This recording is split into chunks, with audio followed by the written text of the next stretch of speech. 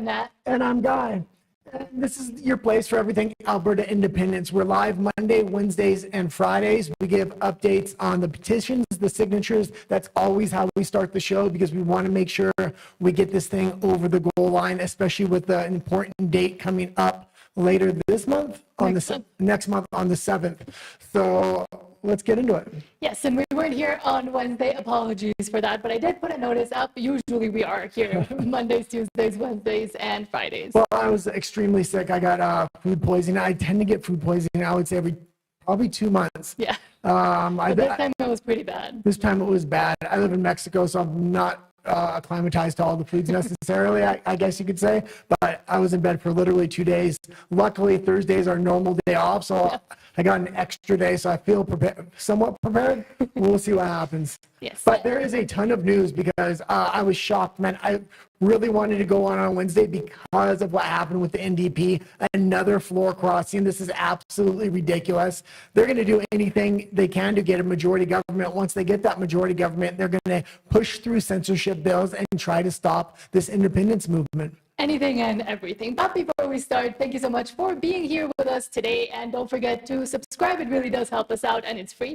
And also, we do read all your comments live. But if you want your comment read, you can put a capital C in front of it. And of course, we prioritize super chats, but they're not necessary. Yeah, we're an extremely small channel. We're still trying to grow. The only thing we kind of ask is that you subscribe. This also allows you to leave comments. Oh, why don't you tell them about the comments before we start? What? I just emojis.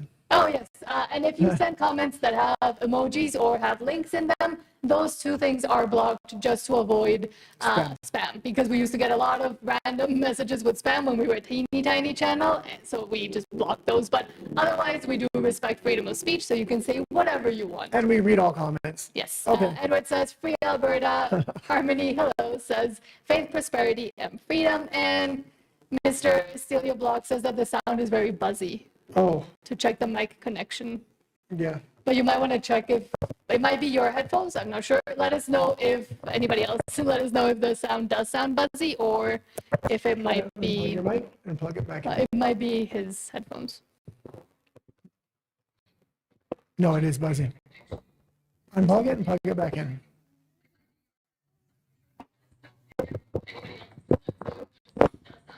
Oh, it does. Yep. We'll see if it improves. Hopefully that's going to fix it. If it does not fix it, we're going to turn off the sound and turn it back on. Don't unplug it there. Okay. Hopefully it works now. Sorry about that. No. No, it's me.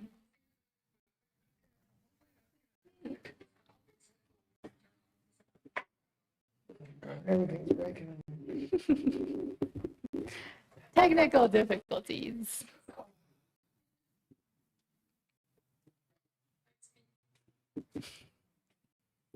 Does it work now? Well, hopefully. Meanwhile, Michael Drader says, who needs some Alberta Premium before this live stream? Okay, am I going to turn off the soundboard and turn it back on, or what do you want to try here? If you want. No. No, it doesn't work still. Okay, you're going to have to give us 30 seconds here while I turn off the soundboard and turn it back on. I think it's mine. It's both of them. Stop playing with your mic, please.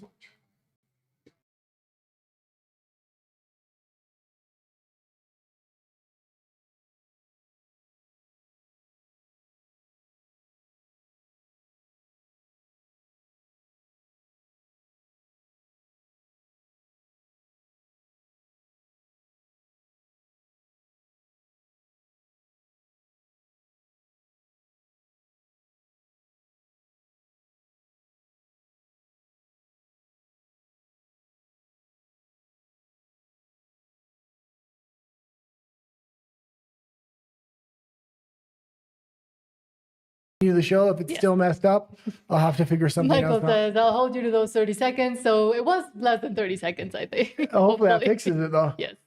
We'll keep going and let's start. Let us know if the sound still does not work. We'll continuously check right now. We have to wait a little bit because we are in a delay. Does it work now?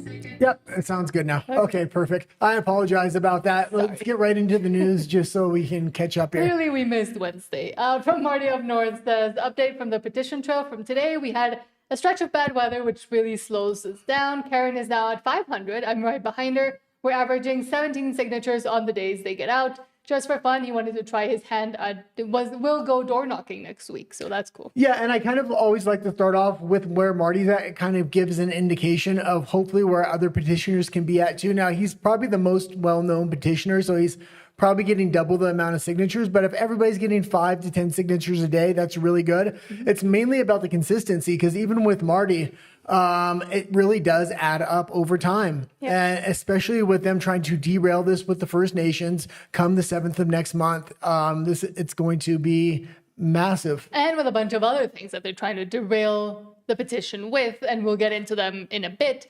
But for example, Marty up north says, like I said, there's a very specific demographic that's scared of independence. And this is from Howard McLeod saying, Stay Free Alberta canvassers are being harassed while exercising their democratic rights. And again, I like to start with the petition, and anybody that's harassing petitioners needs to be reported, because this is election interference at a certain point. You're a traitor, a traitor, a traitor to this country. My brothers and my uncles and my grandfather fought to protect this country. So did my dad. Your dad would be turning in his grave if he saw you out here. He'd be right here standing with me. He would be kicking you in the ass. Why? Because you're a traitor. No, I'm not. You're a traitor. You're a selfish traitor. No, we have to send money down east. And it's Canada that betrayed not only Alberta, but a large portion of all of its citizens. It's literally importing foreign citizens because it knows its normal demographic of Canadian population won't vote for this far left ideology that they're really trying to press on the entire nation. And this is why when Alberta stands up, it's trying to save Canada. You're just pissed off because the stupid people in Alberta will not vote for somebody that represents them. They got to vote for a fucking conservative. They're Sorry stupid about people, like you are, but besides that, you're traitors. I can stand wherever I want. It's a free country. No, it's not a free country. That is part of the reason why so many Albertans want to separate. Well, and again, Canada's not going to have its traditional Canadian culture in just a few years. It's just about already lost that. If Alberta does stand up and separate, it's going to maintain a lot of that. Well, the rest of Canada is really just going to get rid of that within the next, I'd say by 2030. That's their big plan. Every single person that's going to repopulate the country is supposed to be an immigrant in the government's eyes.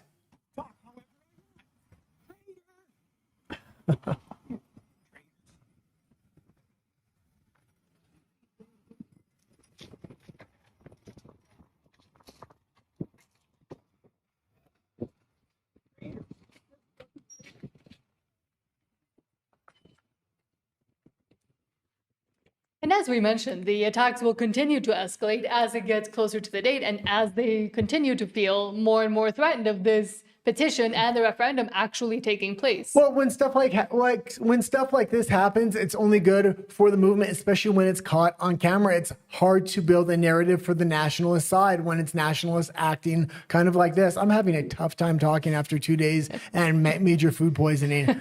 I'll try to carry the show. But also, speaking of harassment, Elections Alberta did have something to say, but not something very useful. From Marty up north, quote says, Election Alberta's pathetic press release is pure elitist gaslighting. They scapegoat hardworking citizen canvassers, lecture about conduct and misinformation, then shrug off the real rage exploding across Alberta with a cowardly, well, then call the cops. No protection, no accountability, no DAMN, help for the people they've pushed to the brink. This isn't neutral, it's a bureaucratic arrogance protecting the status quo, while dismissing legitimate concerns as mere harassment. Albertans are dumb being silenced and patronized. Shame on you, Elections Alberta. Your ivory tower is crumbling. Yeah, we don't need to go into the document, but it is linked there. I will say this. This is an absolutely ridiculous document, especially with the amount of videos coming out just like that last video. It's been nothing but harassment, and that harassment has been going one way. The people that are trying to get these signatures and trying to fight for Alberta's freedom have a certain level of respect, because we know even if we don't get that signature that day, as long as we keep the conversation open and don't become extremely confrontational, it leaves the door open for that person to come over to the independent side. The nationalist side is being very hostile, very confrontational. They want the Alberta independence movement to kind of have that same energy back so they can publish that all over the national media, and it's just not happening, which is good. Yeah, and now, unfortunately, and especially with the potential of Bill C9 and Bill C22 now, coming in, or maybe coming in, hopefully not, that will just ramp up further from federal level as well. Yeah. Which is crazy. But we also have this from Rise of Alberta, quote, reality check, the Alberta independence polling narrative does not add up. We are told support for independence is only around 30%, but some of those same polls say 70% of conservative voters support it. In Alberta, where conservatives dominate, the numbers just don't add up. Yeah, you just see them playing with these poll numbers over and over again and trying to cherry pick their own pollsters. I mean, the independence movement has its own pollsters as well, and the vote's well above 45%. That's the thing, but we don't quote those polls. This is Jeff Rath. They're claiming that only like 30 to 34% of Albertans support independence. Well, but at the same time, some of these same polls say that 70% of the people who voted conservative in the last election, federal election, favor independence. So that was a Leger poll, right? 70% of people who voted conservative in the last election support independence. Well, then let's look at the fact that something like 60% of Albertans in the last federal election voted conservative, right? Mm-hmm. So if you look at 70% of 60%, we're looking at numbers in excess of 40% in favor of independence on the basis of that polling. All these other polls is 29% nonsense, 30% nonsense, whatever. Those polls are completely out to lunch and do not square with what we're seeing on the ground. Conservative voters in Alberta, who are the overwhelming majority of Albertans, overwhelmingly support independence. There's a super majority of conservatives in Alberta, federally and provincially. Okay, and you can leave it there. And I will say this, the Brexit movement only had like 30% when it started out. The Alberta independence movement is far ahead. Mm-hmm. And the pollsters within Canada are far more shady. So I do expect these poll numbers to be way higher. Alberta independence voters are way more motivated to go out to the polls. I think you're going to have a near 90% turnout for people that signed that petition, and people that want to stay part of Canada. I think they're really on the fence, especially with every single action the federal government takes. I mean, you can just see Canada going off of a cliff.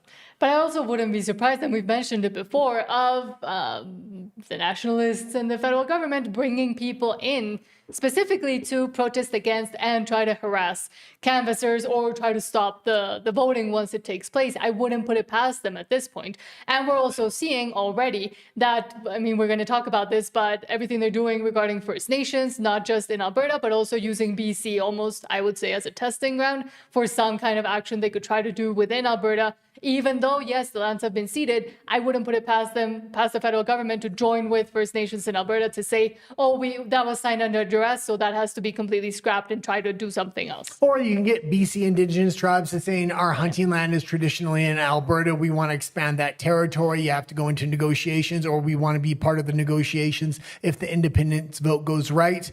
That being said, if anybody that watched our last episode knows, the federal government is starting to pump money into NGOs, other political parties, as well as individuals, all trying and to unions. Unions, all trying to ramp up the effort against Alberta independence. The money's just starting to flow in, meaning they're just starting to take it seriously now. I think he's gonna prioritize the by-elections first, trying to get a majority government with that. For some reason, if that goes wrong, which I just don't see it going wrong at this point, but if there is a snap election, he's going to prioritize that as well. By him, I mean Mark Carney, to get a majority government. Once he has a majority government, he's going after the Alberta independence movement. That is his main priority. But speaking also of harassment, it seems like Elections Alberta is going against some people, but not against others. From Jeff Rath says, quote, Elections Alberta is investigating me for obstructing a petition campaign for posting a negative comment on X about the quality of the signature verification carried out by the Forever Canada, Forever Communist campaign after the campaign had concluded and the result has been certified. They won't investigate people physically obstructing signature collection. They say call the cops or we don't want to get involved. Is there any sort of bias there? And I would say yes. Well, we have to realize with these speech laws coming in, into effect, they're going to start investigating everybody that's attached to Alberta independence in any way, shape, or form. I mean, I read Bill C9 today in full, and I'll be considered a criminal in Canada now. I can't go back. We live in Mexico. We already fled Canada because what they did in the jibby jab era. We're originally from out of Vancouver. That being said, with this new hate speech legislation, I'm a criminal in my own country for speaking the truth. Mm-hmm. Speaking of that hate speech legislation, from Berta Proud Dad says, in under 24 hours, Canada saw a censorship bill ram through, CBC bias exposed by an insider, which that was a pretty big story. Floor crosser helping Mark Carney gain power, Canadians never voted for, and then they wonder why Canadians don't trust the system anymore and why Albertans are doing everything in their power to leave the hellhole that it has become. So we've profiled him quite a bit lately. Let's just call this what it is. In less than 24 hours, Canadians watched 3 things happen that should scare the hell out of anyone who believes in democracy. First, a censorship bill gets rammed through so the government can control what Canadians see and say online. Second, a former state-funded media insider blows the whistle saying CBC uses bias, fear, and intimidation to push the government's narrative. And now a politician crosses the floor, helping move Mark Carney closer to power Canadians never voted to give him. Think about that. They want to censor the internet, the state media is being exposed, and politicians are switching sides after the election. And they still expect you to believe Canada is a healthy democracy. More and more Canadians are starting to realize exactly what's going on. Well, I think more and more Canadians are starting to realize what's going on, but they've lost all hope in the country, so they're fleeing the country en masse. And the only way to repopulate the country is to go to India or other countries like Mark Carney is currently doing. I mean, who would have thought that in 2026, in the year of our Lord 2026, Cuba is now breaking up with communism. Díaz-Canel coming out today, the president, the dictator, saying that they're in talks with the United States and that they're allowing the FBI to come into Cuba. Meanwhile, Canada is now full on almost getting to the point of a communist dictatorship. Yeah. And well, how did all this happen? China's always had the hooks in Canada extremely deep, and now they're applying pressure. And Mark Carney is using this opportunity of TDS and this voter sentiment he's kind of fostered over time he's going to make the hard turn towards China now. And the reason Cuba is able to break off is because Donald Trump is applying pressure on them. Mm-hmm. It's a damn shame what's happening to Canada right now. Especially because, once again, every day resembling more a communist dictator, Carney will be the first prime minister in history to achieve a majority government through floor crossings, the most disrespectful thing. Sorry, once we get out of the petition section, just to let everybody know, we're out of the petition section now, so we're going into Alberta news. Okay, we'll make buttons for it so people know. Yes, but as I was saying, he'll be the first prime minister in history to achieve a majority government through floor crossings, the most disrespectful thing that can be done to Canadian voters, effectively invalidating their votes and wishes. Now imagine Trump did the same. Canadians would lose their minds because they care more about Trump than they do about their own country in a negative way. And that is why the country is lost. And this is from Mario Zelaya. Yeah, and this is absolutely disgusting. This is the worst story that happened in a while. All the other floor crossings, I don't think quite hurt as much as this one. Even though this was an NDP that crossed the floor, this one is the one that matters because it's going to be very easy for him to get a majority government on the back of this now. Mm-hmm. Very high likelihood that Mark Carney is going to be the first prime minister in history to achieve a majority government through floor crossings. Now, hang on one second. You're going to see my point. Just because it's allowed doesn't make it right. What it does is it nullifies the concept that voters' wishes get respected. The respect that voters deserve is the minority government that Mark Carney was awarded. There wasn't a single member of parliament in Canada, not one person, campaigned on the promise that they were going to pretend to be a conservative or an NDP member of parliament only to cross the floor. That means that not a single person in Canada voted for this. This is a spit in the face to every single Canadian. And I'm going to paint a contrasting picture. Imagine for a second that our prime minister was, say, Donald Trump, and Trump wanted to achieve unfeathered, uncontrolled, ultimate power by negotiating backroom door deals and doing it in a way that is undemocratic and getting people to cross the floor. Canadians would absolutely lose their mind. Correction, liberal Canadians would absolutely lose their mind. So why the double standard? If you think about it from that lens, there's nothing democratic about this. There's nothing respectful about this. It is disgusting. It's deplorable. These decisions need to be made by voters and only voters. This is going to be one of the biggest stains in our country's history. The fact that we allowed 4 people to cross the floor to hand over majority government to the Liberal Party of Canada. Do you guys know what a majority government means? And it's going to be interesting how this affects Alberta independence, because it looks like he's definitely headed for a majority government. Even if he doesn't win these 2 snap elections, I think he's going to call a snap election, and his poll numbers are extremely high right now. And this is the thing. These content creators from BC and outside of Alberta and Saskatchewan have so much hope in the Conservative government.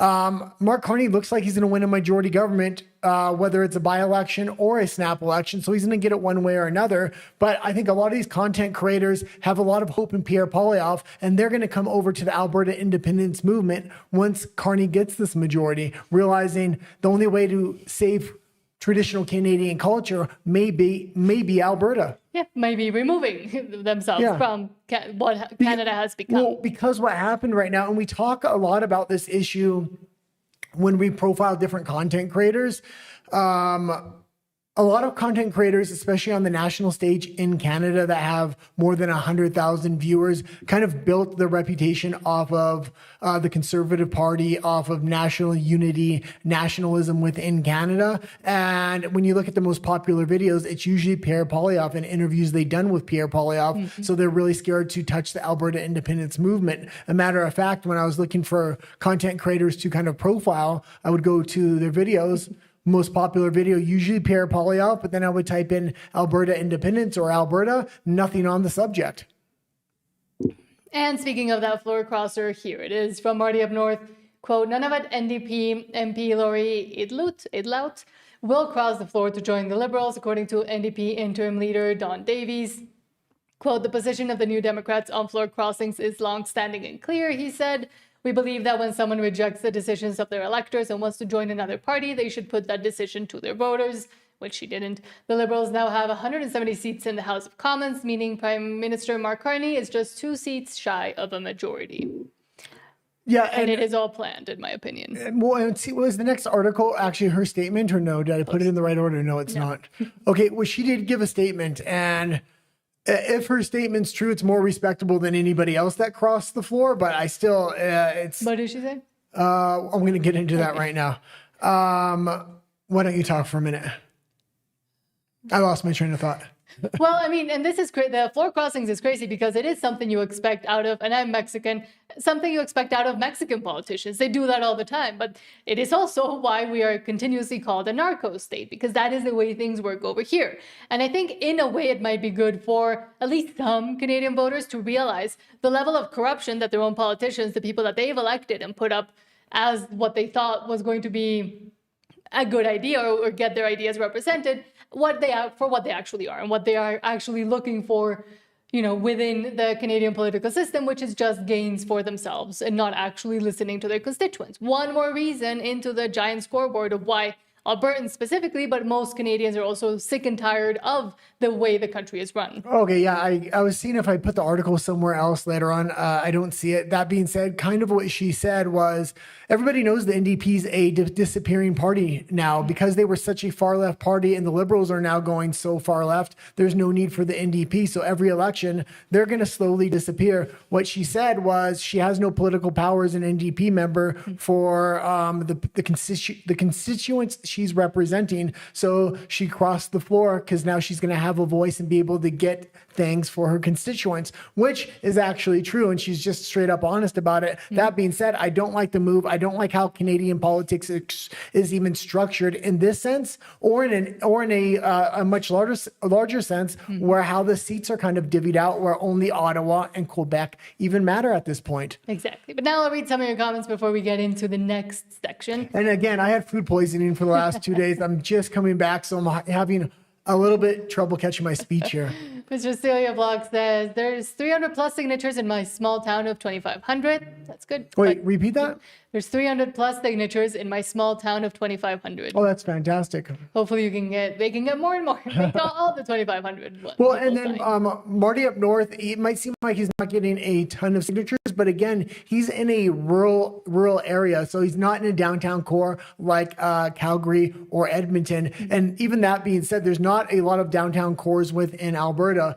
I know other people that were getting signatures in the United States before for different things, and they always go to the downtown core. That's how you get petitions done. It's very hard to do this thing rurally, especially in cold weather. So good on everybody that is gathering these petition signatures. Yes, and Harmony says Muddy Up North is a good guy, and I'm glad that he's getting more and more media attention now with the Western Standard, I believe he's with, and with his streams with Clyde Do Something. Yeah, and his social media, I'd say his X account is his biggest thing. Yeah. I use it a ton. Harmony also says, thank you, canvassers. And yes, exactly. Thank you, canvassers, and everybody that is putting themselves out there and doing the tough volunteer work that is trying to get signatures, and also having to face up now to the level of harassment that is only ramping up and increasing. Well, and I'm going to say this, like, no matter what we need to do, we need to get this thing to a vote for Alberta independence. Mark Carney's aiming for a majority. He's meeting with King Charles. They're going to want to, and they said they're talking about Alberta independence. This is a major issue now, especially when your king's calling you back home to tell you what to do about it. That being said, if we can just push this thing to a vote and it's voted yes, we want independence, we want to separate, King Charles isn't going to matter. It's going to be King Trump that stands up and says, you better respect Alberta independence because we recognize them. And at that point, Alberta may just be able to separate. They're going to need the United States to recognize them. And also, if you haven't signed yet, we do have linked it down below in the description where you can go find the location of your closest canvasser or even request someone to show up at your house. And the website is stayfreealberta.com. So that's where you can check all of that. Mr. Steeler Block says the guy wearing earbuds made in China. Okay there, Boomer, the cowboy hat guy, I believe. The one that was yelling at... Oh, yeah. That guy was absolutely ridiculous. But at least he was a little bit more respectful than the girl that literally threw, I think it was Marty's phone, and then slapped the flag over. That was absolutely disrespectful. There's been quite a few of those. Harmony also says that man should be answerable for his actions, and yet he won't be because now Elections Alberta is coming out and saying canvassers should not be harassing, but not really saying anything to the general public, just saying call the police if you need it. Well, if the situation was flipped around, especially now that they have these hate speech laws in effect on a national level, people would be getting arrested for this that were petitioners. But when it's the other way around, they're going to have a two-tier justice system, much like they have in the UK right now. And Edward says, Alberta Republic soon. Justin Mears says, BC is coming too, it just doesn't know it yet. Having lived in BC for about 13 years, and yes, I'll concede I lived in downtown Vancouver, which is very different from the rural parts and the parts that are a bit closer to the east and the north of BC.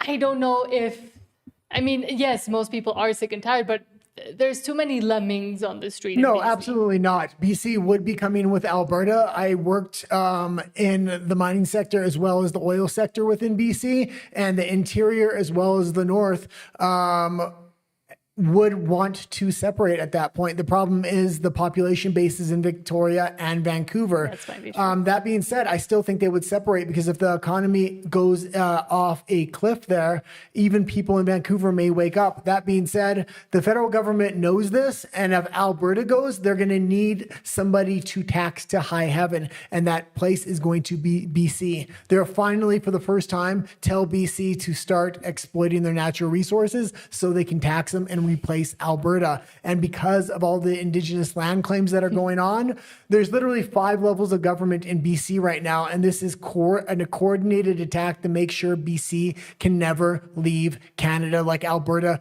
potentially can do right now. You have the First Nations Indigenous government, then you have a second First Nations Indigenous government, meaning you have overlapping land claims. Then you have the federal government, then you have the BC government, and most people don't know the one coordinating most of this is the UN through UNDRIP, and this is a coordinated effort. And why do you know it's coming from the UN? Because they're doing it in multiple other countries. They have similar international law they've got in place in Chile, other Central and South American countries, as well as Europe. Mm-hmm. It's insane. But I mean, hopefully they will wake up. Although if they haven't woken up yet in BC with the insane deficit the BC is in right now, the terrible management of everything to do, not just with infrastructure, but also how the government is run by the NDP currently, and the real estate market crashing and crashing and burning, I would say at this point. I don't know what else will wake them up. Well, they have woken up, and that's the thing. Every day I'm looking at the polling numbers now, and the other day I criticized it because the NDP still had 39 seats, even though the Conservatives look to be running away with BC right now. NDP's crashing to the floor. Today, it's just a few days later, they only have 30 seats. BC has woken up, and the thing is, it's the private property rights that have done that for BC. The problem is they're already implementing the precedent into law. So it's going to be very, very hard because none of these Indigenous people have ceded their land, and the government starting to cede the land back to them and recognizing their government as an equal government, not subject to the same laws as provincial or federal law. And Michael says, need to get Vancouver to swing that direction. Those will be the most difficult ones, I would say, to try to swing in that direction. But I will say this. We used to do home real estate photos for a little while. We had like 4 jobs. So when we were trying to leave Canada, the main population Mark Carney is flooding into Canada right now is from India. It's no longer China like it used to be. The Chinese immigration is far more limited, and they're only immigrating CCP members that have to be approved by the Chinese government now. But when we used to do home photos of these very large Indian homes, they would always have revolutionary photos on the wall, and you ask them what it is, and they talk about the revolution in their own countries. They're very sympathetic to independence and stuff like that. So if one immigrant group might vote for independence, it might actually be the Indian group, the one group Mark Carney is trying to flood the country with right now. And Justin Mears says, hold on. There we go. Never trust the Carney. Exactly. Well, also, especially this one. I'll also say, the Indians and the Sikhs are, because when we did the truckers protest at the BC border, the Sikh community kind of runs a lot of the trucking community within BC, and they had a heavy presence at all those border trucker rallies that we went to. They brought food for everybody so we can have a 24-hour presence at the border. So hopefully that does backfire Mark Carney. That's all I can really say. Yes, and Jesse Torkawi, I guess, says, I was just flag waving in air dryer. I never know how to say that. Air dryery? What are you trying to say? Air diary. I can never, it's a place. I know what place it is. I've just never been able to say it. For a few hours, steady flow of signatures. That's good. Says, what I find on the roads, highways is 30 or 40 hunks or fist bumps of support for every raging granny, incel, or Karen. Fantastic. That's good. It's really fantastic to hear that, and you giving us those comments so then we can get it to a wider audience so people know this thing is going fairly well. I will give an update on the statistical tally. Marty up north kind of thinks that we're at. He thinks we're going to be around 350,000. Hopefully that's the case, but we need to keep pushing to try to get up to 500,000 if we can. And we don't even know if we're at the 170. It's just an estimate, but it's a strong estimate at this point. And Jesse continues, it's like the same Karen, always mad, the same raging granny, and the same incel skinny dork. All immigrants and normal people are thrilled and showing support. Yeah, that's good to know. That's good. It's good to hear that immigrants are showing support, because they're going to go after pensioners and immigrants, and they're going to build false narratives off that you're not going to get a pension. We just did a video on the CPP. That's the Canadian Pension Plan in Canada. It should be very secure. And when Alberta gets on its own, you guarantee your security, because Mark Carney is playing with the CPP like it's a stock fund. He's just gambling with this thing. Yeah, and that's been happening in Canada for a long time, and a lot of money has been lost through the managed investments that they decided was a good idea, which it isn't. And Jim Roy says, good job, Jesse, true patriot, and exactly good job, and thank you for being out there and actually being able to let us know what is happening there. Because again, right now, since Alberta is still in Canada, I don't know what would happen if we try to go there, especially now that Bill C-9 comes through. We will go there once it gets closer to the voting. And I think we're not going to see much happen with C-9 until after Carney gets that majority government, but he now has a plan of action, which he can go after people. And I also think his other priorities are going to be passing his other two censorship bills and then going hard after Alberta independence. I mean, him meeting with King Charles right now, you have to believe they're going to drop the hammer on Alberta independence. What that is going to mean is full censorship, shut this thing down. Content creators that are now living outside the country that are highly sympathetic to Alberta independence because we feel like Canada already turned its back on us are going to be highly important going forward to talk to people that are still within Canada anonymously, because they're going to have to talk anonymously if the government starts coming out after the movement. Thank you to everybody that did correct me on how to say the place of that name. It's Airdrie. Thank you. Well, because it's written different. Jesse also says, Yepper, we've been door knocking and popping up. That's good. And I've been paying attention to the real reactions. It seems far more Albertans support Alberta than not. The nods are getting more intense, though, and that's the thing. And please stay safe out there as well. But thank you for doing all the work. Yeah. And I think next month is when it starts to warm up. A lot of people start coming home from camps, but it's after that deadline. Mm-hmm. That's why they're trying to hit on the 7th, because on the 15th, a lot of people are going to be coming home. The weather's nice and hot. It's going to be extremely easy to get petition signatures. If we're actually at the estimated 350,000 by that time, it would be a cakewalk to get to the million. I mean, thinking people were going out in blizzard conditions, getting these signatures. These are people that truly believe in Alberta independence and want a better future for their children. Mm-hmm. True patriots as well. Yeah. But let's continue with the stories. I'll continue reading all your messages in a bit. But given that we were talking a little bit about the First Nations thing in BC, a brave person did come out and recorded this video for Marty Up North. From Marty Up North. Her name is Bernadette Anderson, and she drops truth bombs about First Nations chiefs, the Indian Act, and a century of corruption. And she's from BC. The audio's not the best on this thing, but I feel like it's a really important video because I've been talking about this, about the chiefs being a lot different than the actual members of a lot of these tribes. Mm-hmm. Being real corrupt, working hand in hand with the federal government. But when you get it from somebody from the First Nations, I think it hits differently. It's a longer video. Maybe we'll play it 3 minutes at a time and then talk about it a little bit. Hey, everybody. This is a hard video to make. Have you guys seen the Aboriginal people? Let me say this. Let me talk to you guys first. Have you seen the Aboriginal lady that switched today? Switched from NDP to Liberal? Do you know that her son was convicted for child porn? Porn. I mean, this is speculation at this point, but he was probably a pedophile too. PDFO. That's all I'm saying. Why are we trusting our chief and our council members? Why are we trusting these Aboriginal, Liberal, and NDP people who are in bed with people who want to unalive not only Canadians, but us too, who will one day try to get so many of their immigrant family and friends and buddies here that they can try to take over our country and enforce their culture and religion on us and their language. And these are the same people our Aboriginal leaders are crawling into bed with, begging to be in bed with them. So that if they succeed, we will have to assimilate again. In what universe do we trust government people as Aboriginal people?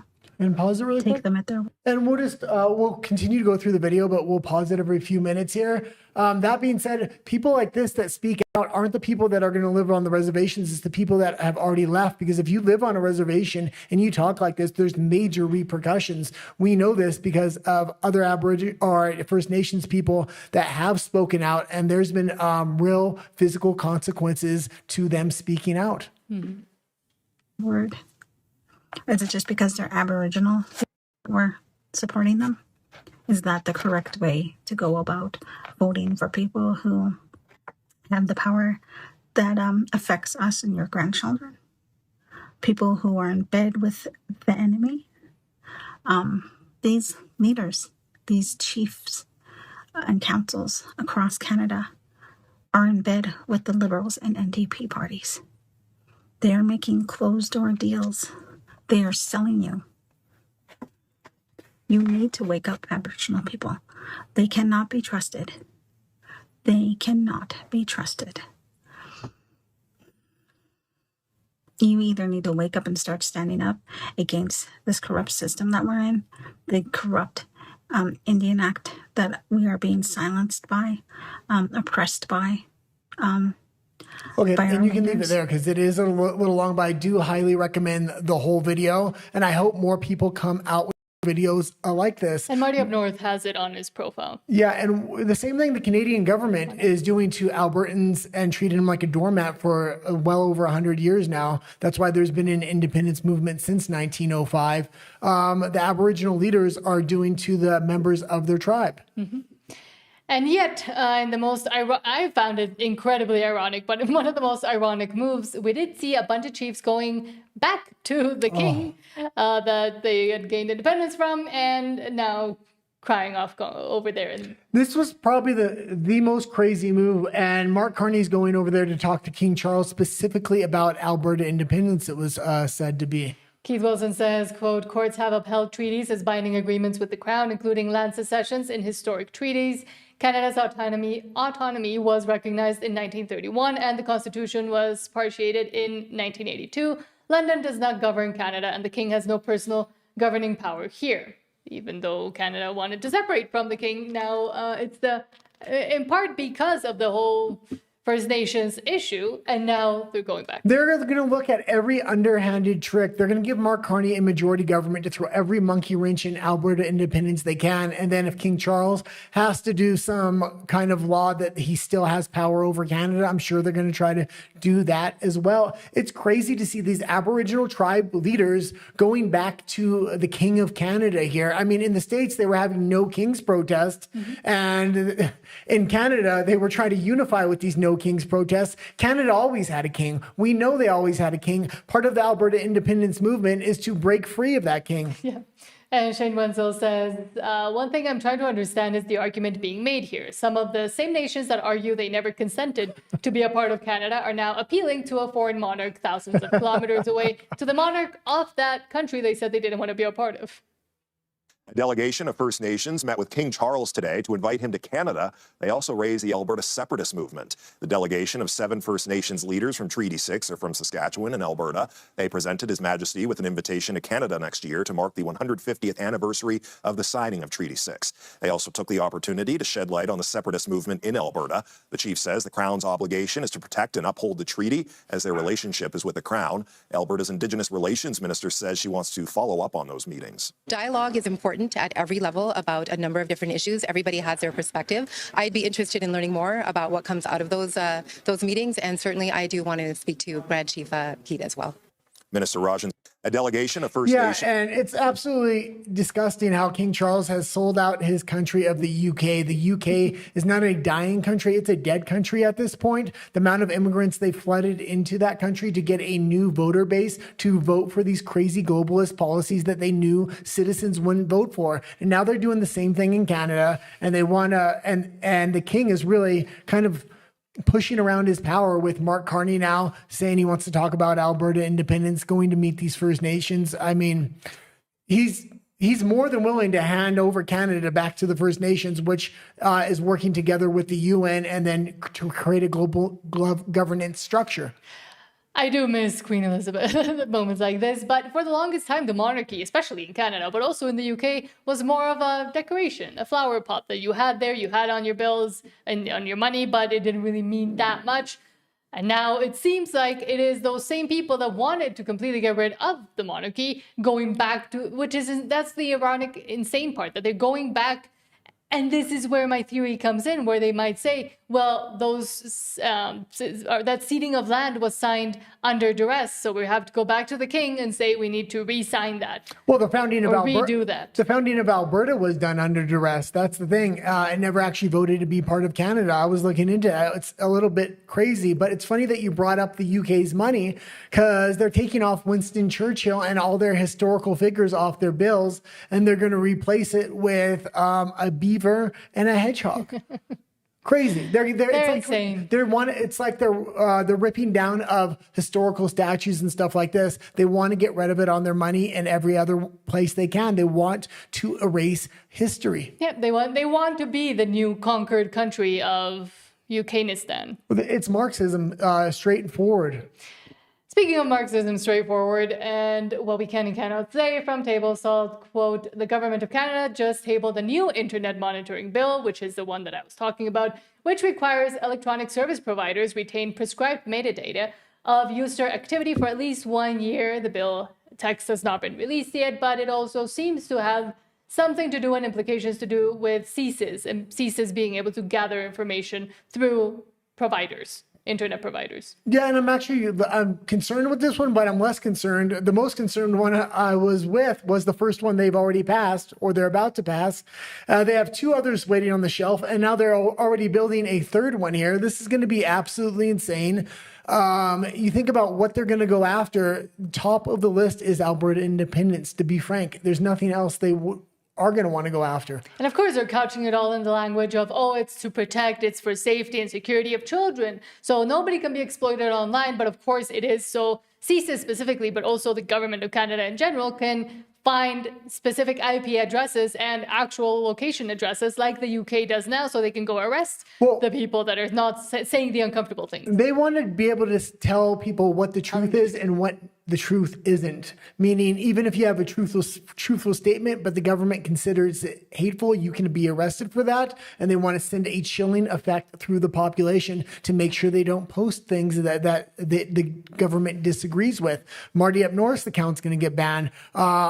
They would come after us if we were still in Canada. Any content creator that is in Canada, this is going to have a major chilling effect, and I'm not going to put it past the federal government to make high-profile arrests to make sure it has a chilling effect. Yeah, and that's the thing. They would first go after the biggest accounts, so everybody else understands what happens. They're going to want to do it with some deniability. So I think they would go after BC content creators first because the NDP is in power there, and they're going to want the NDP to do it for them. Watch. But also this video from someone from Ecuador has been making the rounds. From Canadian refugee in Ecuador says, why we are leaving our Ecuador paradise and moving to Alberta. Excuse the sniffles, he has a bug. Yeah, and it's good to see that people, the vote hasn't even gone through yet there's a lot of hope in Alberta for the future to be part of history. And that's what you're going to be. A founding of a nation, I don't know the last time it's happened in modern history, especially the founding of a nation breaking off from another nation that is starting to become extremely authoritarian. Mm-hmm. Hi, Canadian refugee in Ecuador, back at you. Just thought I'd tell you, why we're leaving our paradise here in Ecuador and our friends who are all very sad to see us go. We're moving to Alberta. And there are a couple of reasons for it. The first one is that how exciting is it to be able to be part of history and vote in the referendum and possibly see the end of Canada and see a new nation arise. I mean, that's a once in 10 lifetimes opportunity. And so that's, I want to be part of history. I think if you're living in anywhere in Canada on unceded land, especially Nova Scotia, New Brunswick, PEI, Newfoundland, and about a third of Quebec are all unceded land. So I think now that Carney's given away BC to the Indians and destroyed your property titles and your human rights, and going to do that with other. And we're going to play it all, but it's interesting. Anytime I see a foreigner talk about, or a Canadian that's now living in a foreign country like us, like him, I see all kinds of clips like this. They know so much about politics and what's going on in Canada because they followed it so closely. And that's why we were the first to leave. We didn't think there was hope. We didn't see something like Alberta independence coming up. And now that it's giving hope to everybody that kind of left. Mm-hmm. With other provinces, and I think you're going to see, possibly a rapid collapse of Canada economically, anyways. And that's brings us to the second reason. We want to protect our pensions the best we can. If Canada collapses with or without Alberta separation, Alberta is more likely to be able to pay pensions. than the rest of Canada will. I mean, can you imagine? And especially if they go independent, Canada loses $30 billion right off Pause the it top. again. Yeah, and that's the thing. And this is what we talked about in our CPP video. Canada can't actually pay its pensions out if Alberta leaves. 45% of that pension fund comes from Alberta. The Canadian pension fund is going to either collapse or be dramatically reduced. And we're also making another video regarding the Canadian Pension Plan investment scheme that a lot of that money is under and how precarious it is, and nobody ever tells the citizens that. Yeah, we're a little bit backed up on our making our edited videos because I did get sick for the last 2 days. We should be back on track on Monday. So we usually try to do one edited video a day, as well as Monday, Wednesday, and Friday with live updates, what's going on the ground in Alberta. But you're also going to see probably a collapse of the Canadian dollar. And the third reason is I feel called to go return to my Israel land rights advocacy that I was doing before we left to evade the COVID sadism. And so that's why we're going. So anyways, I hope you'll join us in Alberta. Let's be free.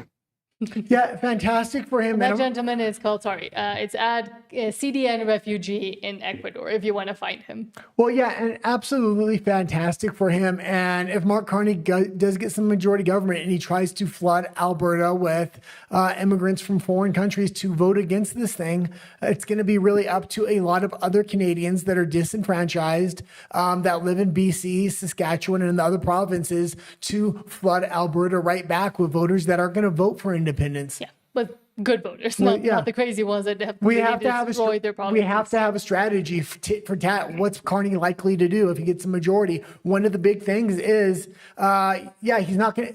His immigration numbers will still be low, but he'll bring a bunch of immigrants specifically into Alberta, or he's going to try.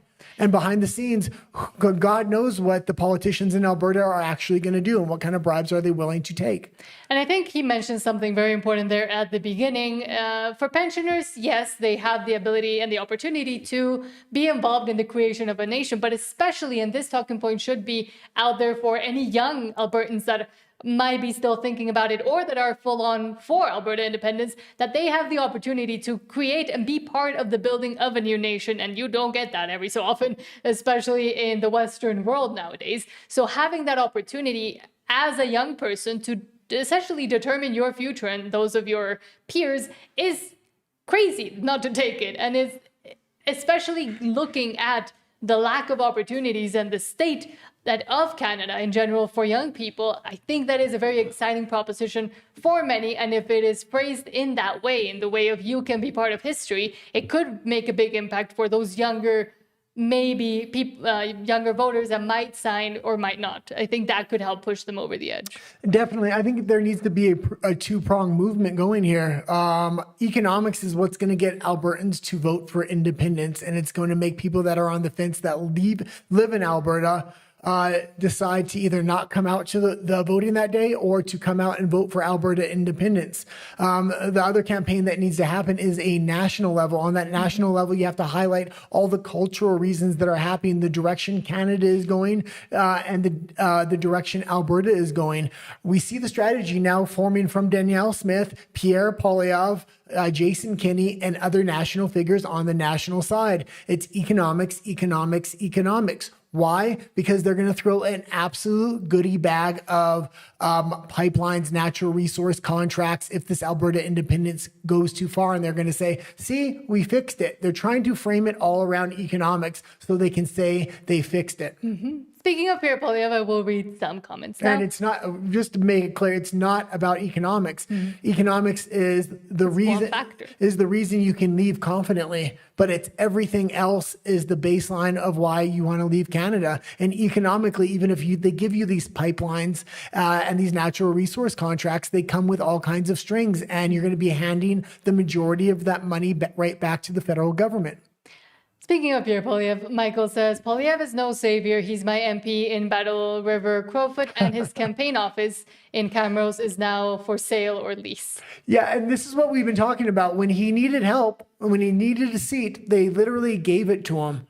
And that particular riding is heavily favored by Alberta independents. And what did he do? As soon as he got it, he was safe. Then he wants to go find another seat and make distance between Alberta independents. When Alberta needed him, he wanted to abandon him. But when he needed a seat, Alberta was there for him.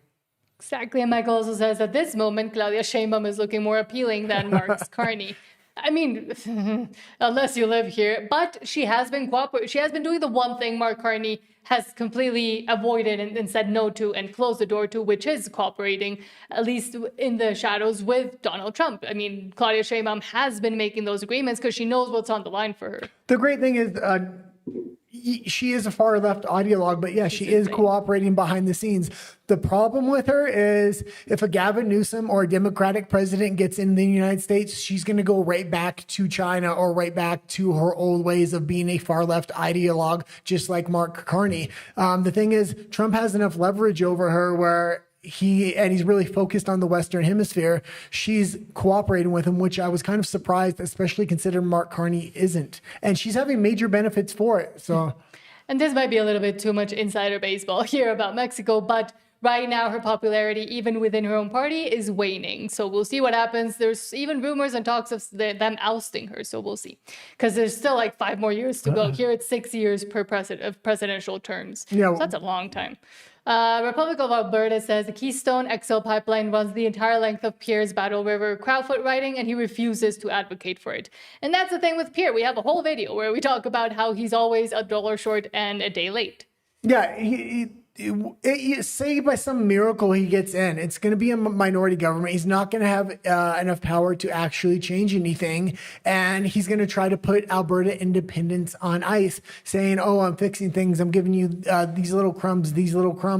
Right back in 4 or 8 years, you're going to have another Liberal government in there trying to make up for lost time and drive Canada off a cliff. And also to actually change things legislatively within Canada, and all the things that have been changed that will take a long time to change, it will be 10 to 20 years. Even if he gets a majority, it's going to take a very long time to see those changes because it took them 10 years to implement them with a plan that they already had for the past 30 years. So imagine how hard it's going to be to get to a point where you can say, okay, now Canada looks a bit better. Well, and he doesn't necessarily even have the power to do that. A lot of it's going to go through the Supreme Court of Canada or the court system in Canada, especially with all these land claims going on. Mm-hmm. Pierre Poilievre can be in power all he wants, but if they make land claims across all Canada, it's going to be almost impossible for a lot of provinces to separate. That's what these land claims are doing. It's making it impossible for BC to separate. That's why this opportunity for Alberta needs to be taken now. Yeah.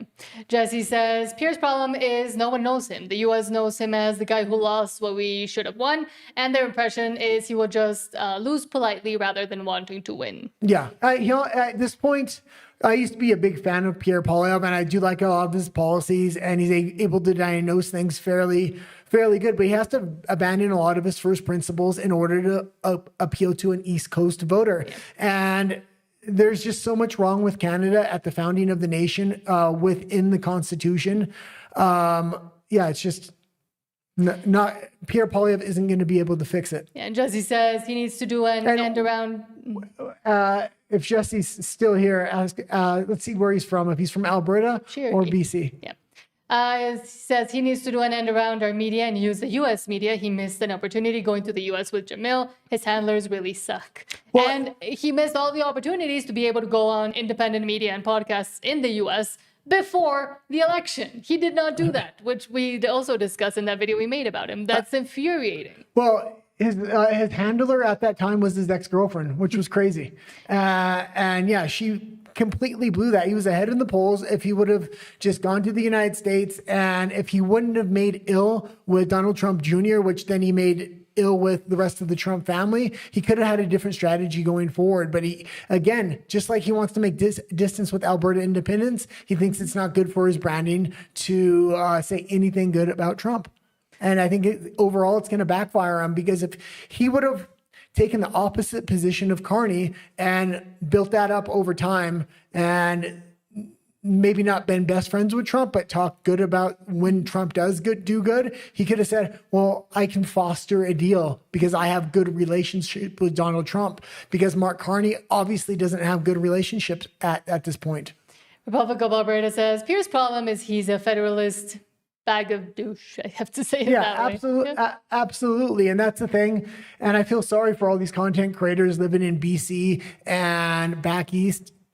All their hope is in Pierre Poilievre, like it's going to be able to do anything. Do they not see how the federal system is rigged? I mean, I know they do because they see it, but they don't want to see the reality in front of them because they don't live in Alberta and they don't have the opportunity to separate. Their only other option is to leave the country, and a lot of them have too deep roots to leave the country if they already own a house and things like this. And Michael says, we've seen how the Trump administration handles tyrants outside of their own continent. Imagine them if the tyrant is their next door neighbor. Soon will be. I mean, already is. It's already Mark's Carney. I think it's going to come down to Alberta having this independence vote. And then it's going to be a real battle. And I think that battle is going to lie between King Charles and Donald Trump. Honestly. We might take King Charles out. Jesse says it's also a huge mistake for him to come out against Alberta. He ought to be saying Alberta is right and Carney's at fault. He could do that. And that would also be a good national strategy to use the Alberta independence movement as Pierre Poilievre being a conservative and saying, they really understand what's going on. I do support them in their efforts, and I want the rest of Canada to realize that they're in similar or worse situations even than Alberta is, so I'm going to work towards blah, blah, blah, blah, blah. He doesn't have to come out, and he didn't have to come out against Alberta, but it was the most useful thing he could do for himself. He neither has the balls nor the backbone to take that strategy. It would almost have to be a Jeff Rath type strategy when you go on CTV and said, I do support Alberta, and that's because I want independence from all of Canada. We need to break free from this communist government. That's Mark Carney, and he needs to come out and say some, oh God, what do you call it? Well, I don't know. He needs to kind of push the boundaries. He wants to take the safest strategy, use the safest talking points. What does the polling say? What does the polling say? What's the safest way? Go out there and, knock some heads around and see what happens. Mm-hmm. He's too scared. And I think what bred that fear into him is Maxime Bernier, because Maxime Bernier did take the hard stances early on. And he got the consequences for it. He took the consequences for it, but I will read, we are also streaming on RUMBLE because censorship on YouTube. So I will read some of the comments there quickly and then we'll continue into the stories. KP4U, hello, says, we will never give up. Good, never. Me either, and you either. And Christu, hello, thank you for being here, says, good evening, guys. I hope everyone is doing well this Friday. We never say happy Friday or anything, but happy Friday to everybody. Also says, Alberta didn't vote to become Canadian, but we sure as heck will vote our way out of it. Oh, yeah. And to get out of it. Also says, let your hearts not be troubled. Some of us got imprisoned for unacceptable speech back during communism on another continent, but we fought it and still won. Difference was we couldn't that easily leave without risking our lives, forcing the western border. Yeah, absolutely. And a lot of immigrants do know that. Mark Carney they've been through it too. Slowly trying to change the type of immigrants he's allowing in, and he wants to make sure he's able to indoctrinate those immigrants with mainstream media and now these hate speech bills. He wants to take away alternative media, so he has a firm voting bloc. We're going back to one of the most ridiculous men in Alberta. Well, okay. Nathan Eshe. From Ryan Gertison, he says, while calling out Daniel Smith for using Indigenous people for a political stunt, Naneshi uses an entire background of Indigenous people for his own political stunt. This guy's a creep. How anyone can't see right through him is beyond me. And yes, he had this speech in front of the house there with all the chiefs wearing their traditional headgear. This has never happened before. We've never had a situation where all the chiefs stand up together and say, we have no confidence in this government. The motion that was passed at the AOTC was brought forward by one of our chiefs, Ellery Starlight, and it was unanimously passed by all of our chiefs at the table. For the government to suggest that Indigenous people can be used as a political stunt is a mistake they will regret. Yeah, when they minimize First Nations and call this non-confidence vote by the Alberta chiefs a stunt, I take that personally. standing in the face of an unprecedented motion of non-confidence. That's all they had. Cut the bullshit. How do you get a pipeline built when you have a non-confidence vote from every single chief in this province? We are bound by the Constitution, and we are bound by those treaties. Okay, you can stop when it someone there. tells you You're not bound by the Constitution once you vote for independence. At that point, it's a rebuke. It's a new constitution, and it's a rebuke of the old constitution. That's the word I was looking for there. I'm here to translate for you. Well, I did want to say, if anybody's not subscribed, we are trying to grow. We're approaching 2,000 subscribers. Yes. So hopefully next week we might be able to more reach to go. that. Yeah. And you could be one of those. And it's free as well. And it really does help us out to continue to talk about Alberta independence and do this because we are 100% independent. Nobody pays us. Unfortunately. From Jeffrey Rath also says, breaking from Calgary, Jeff Rath and Eva Chipiuk attended at the Alberta Court of Appeal to respond to the Danielle Smith's ongoing efforts to evade liability for all the businesses destroyed by Kenney's illegal COVID orders. Yeah, and it's good to just keep bringing when things like this make headlines. So Jeff Rath going to this, posting it out there so other people can pick it up. Let's not forget what happened during the Jibby Jab era. Let's not forget what happened during the truckers convoy. Let's not forget what happened with the vaccine passports and everything else. I mean, there's 100 years of missteps by the federal government, and this is why they want to focus on economics and not all these cultural issues. And also, let's not forget that they sealed the documents about the Jibby Jabs for 15 years, so you can't do much, which is insane. If they want utter transparency, which they keep saying, transparency, why are they sealing the documents? Obviously, that's not what they want. Yes, but also... Because the reason they want transparency, but they want to seal the documents, is they want to make sure they get censorship laws in by the time the documents are unsealed. And then they'll say, yeah, we're completely transparent, but nobody can publish it. But also from Tracy Wilson says, quote, OS, Saskatchewan sticks it to the feds in the biggest protectionist move yet.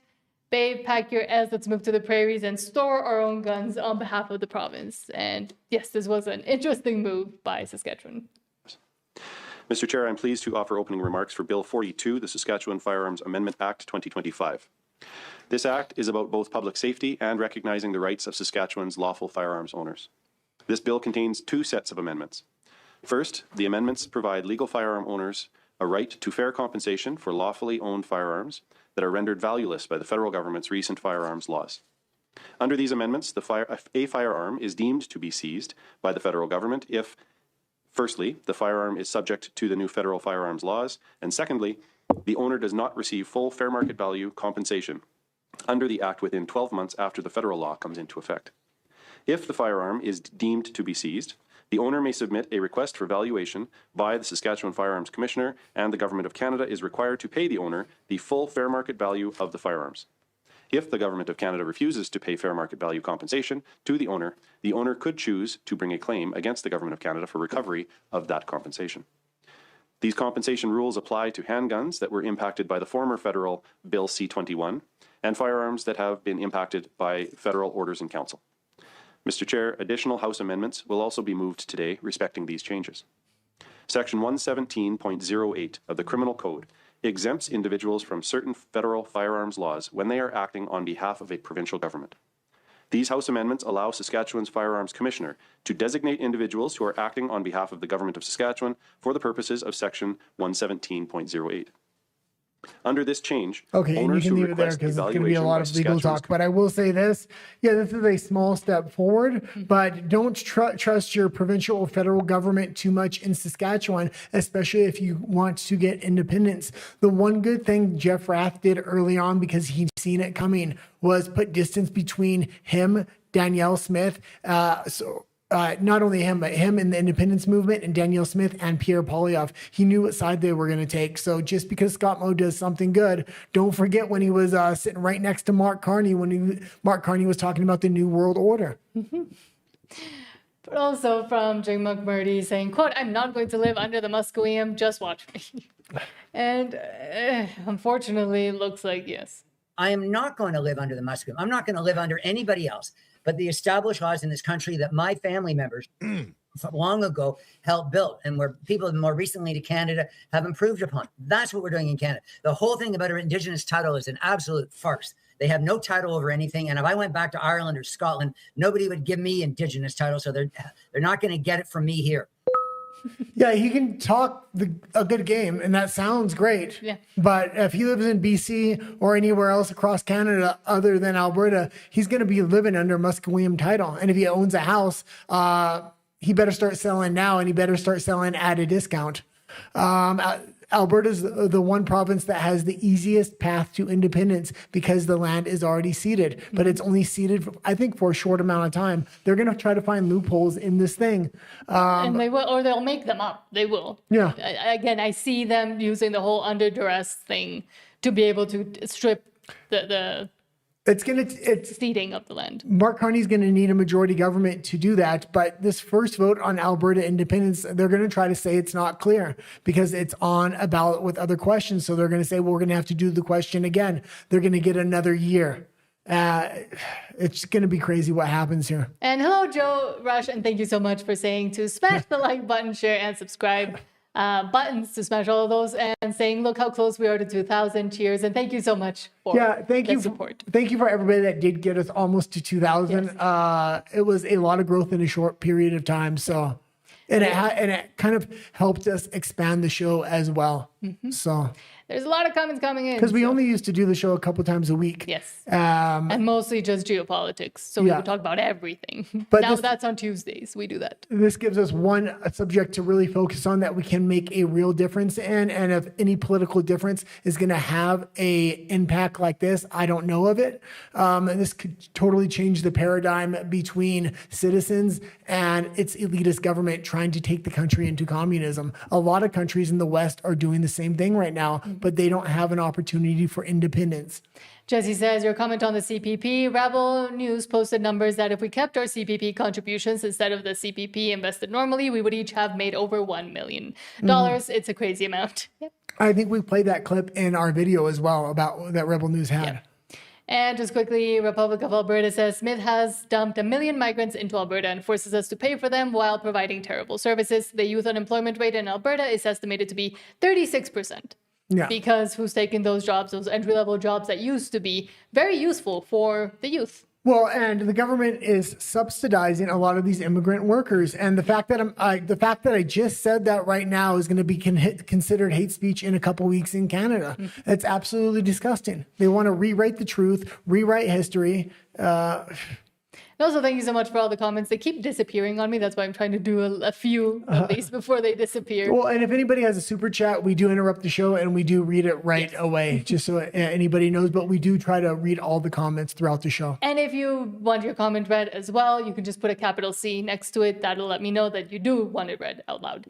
But again, with the insanity. From Melissa says, quote, oh, look, the King of Canada is suddenly concerned about in Canada, specifically Alberta, wanting to unleash itself from the destruction that is Canada. Where was the king while liberal policies destroyed this same country? I doubt this is stopping the Alberta separatists. Yeah, and because they keep calling Donald Trump a king, and he's obviously not a king, he's the president that respects the Constitution. This is a story that needs to be continuously brought up, and this image should be continuously brought up. Canada has a king, and it's King Charles, and if he has to implement law, he's going to do it at some point. I'm not going to put it past him. If this independent vote goes forward, he's going to try to get in those negotiations with Canada and try to say Alberta can never separate because Canada is actually a part of the UK, not part of Canada. Luckily, right now there are mechanisms in place where the king doesn't really have much to do with Canada, and he has to do it through the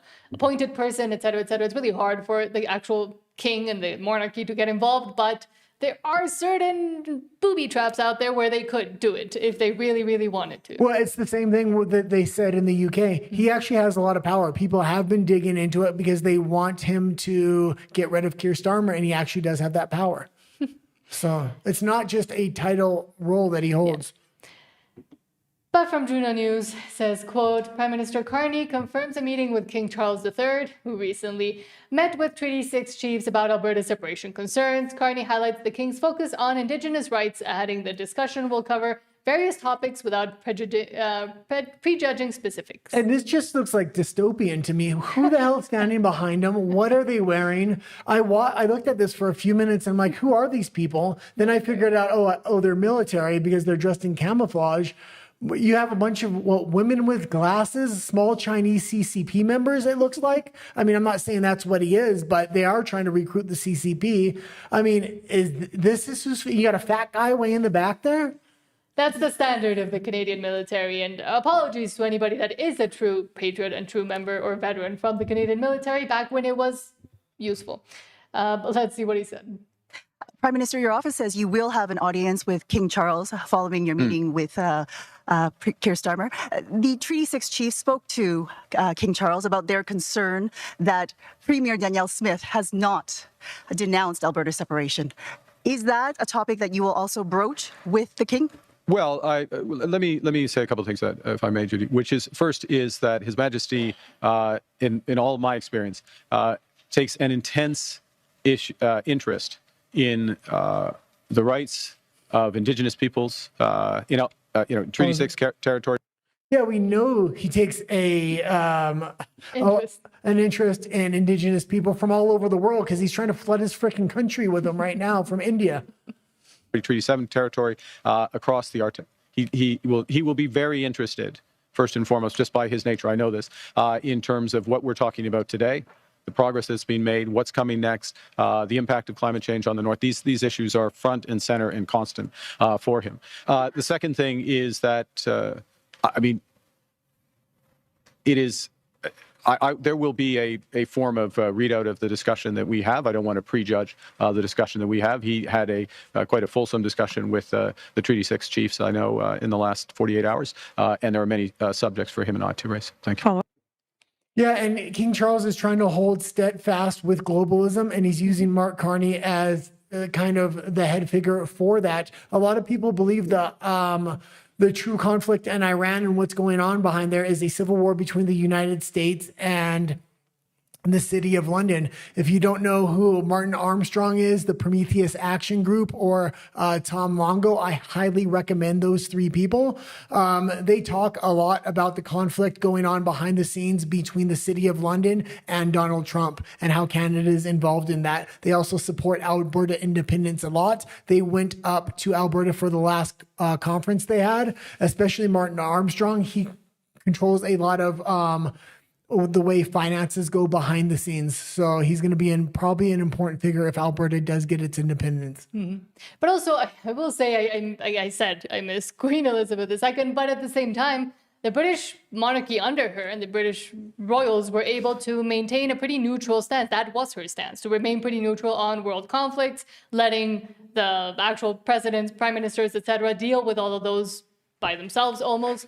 Very rarely would she get in the mire of the actual conflict. And now with King Charles, we're seeing a very different thing where he's 100% advocating for things like climate change, things like Indigenous rights, etc., etc. He is very involved and has been very involved throughout his whole life in all of this. I think partly because he never thought he would make it to king.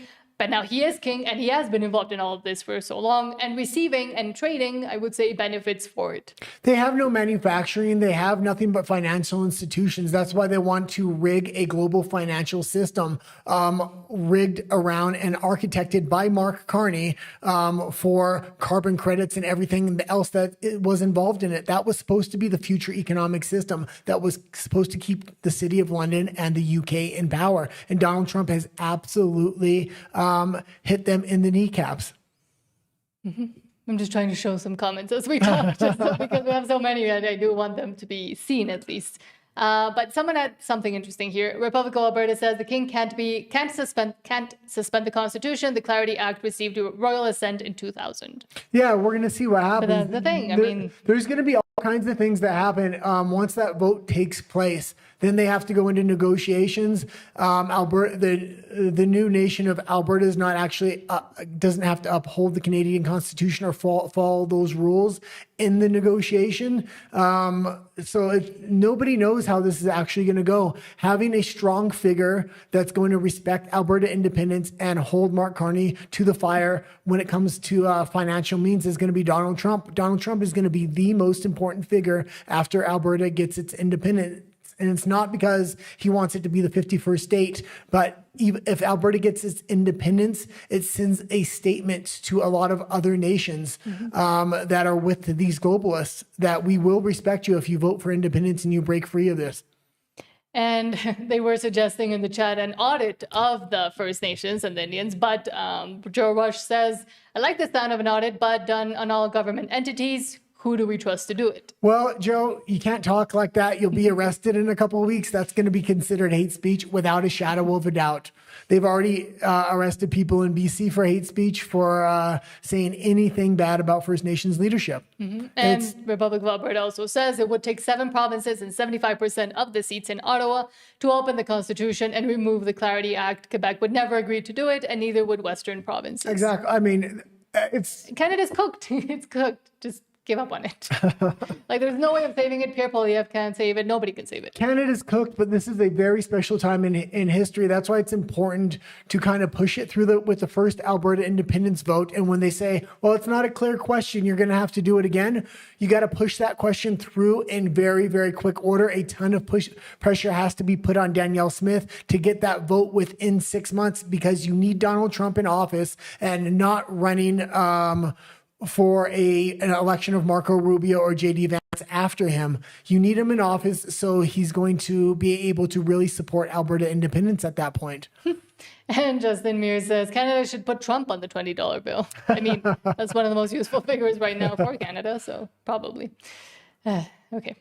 Okay, let's go into the next story here. Oh, God. This is from Table Salt. And sorry, YouTube, this is actually his name. Well, and I will say this. I didn't know if this was AI or not, so I want to preference with this. But I say this was a great way to meet a door knocker that was door knocking for the NDP. Yes, so it says, Suck Deep, yes, that is his name, from the left-wing NDP in Alberta, gets told by a homeowner that they don't like communists.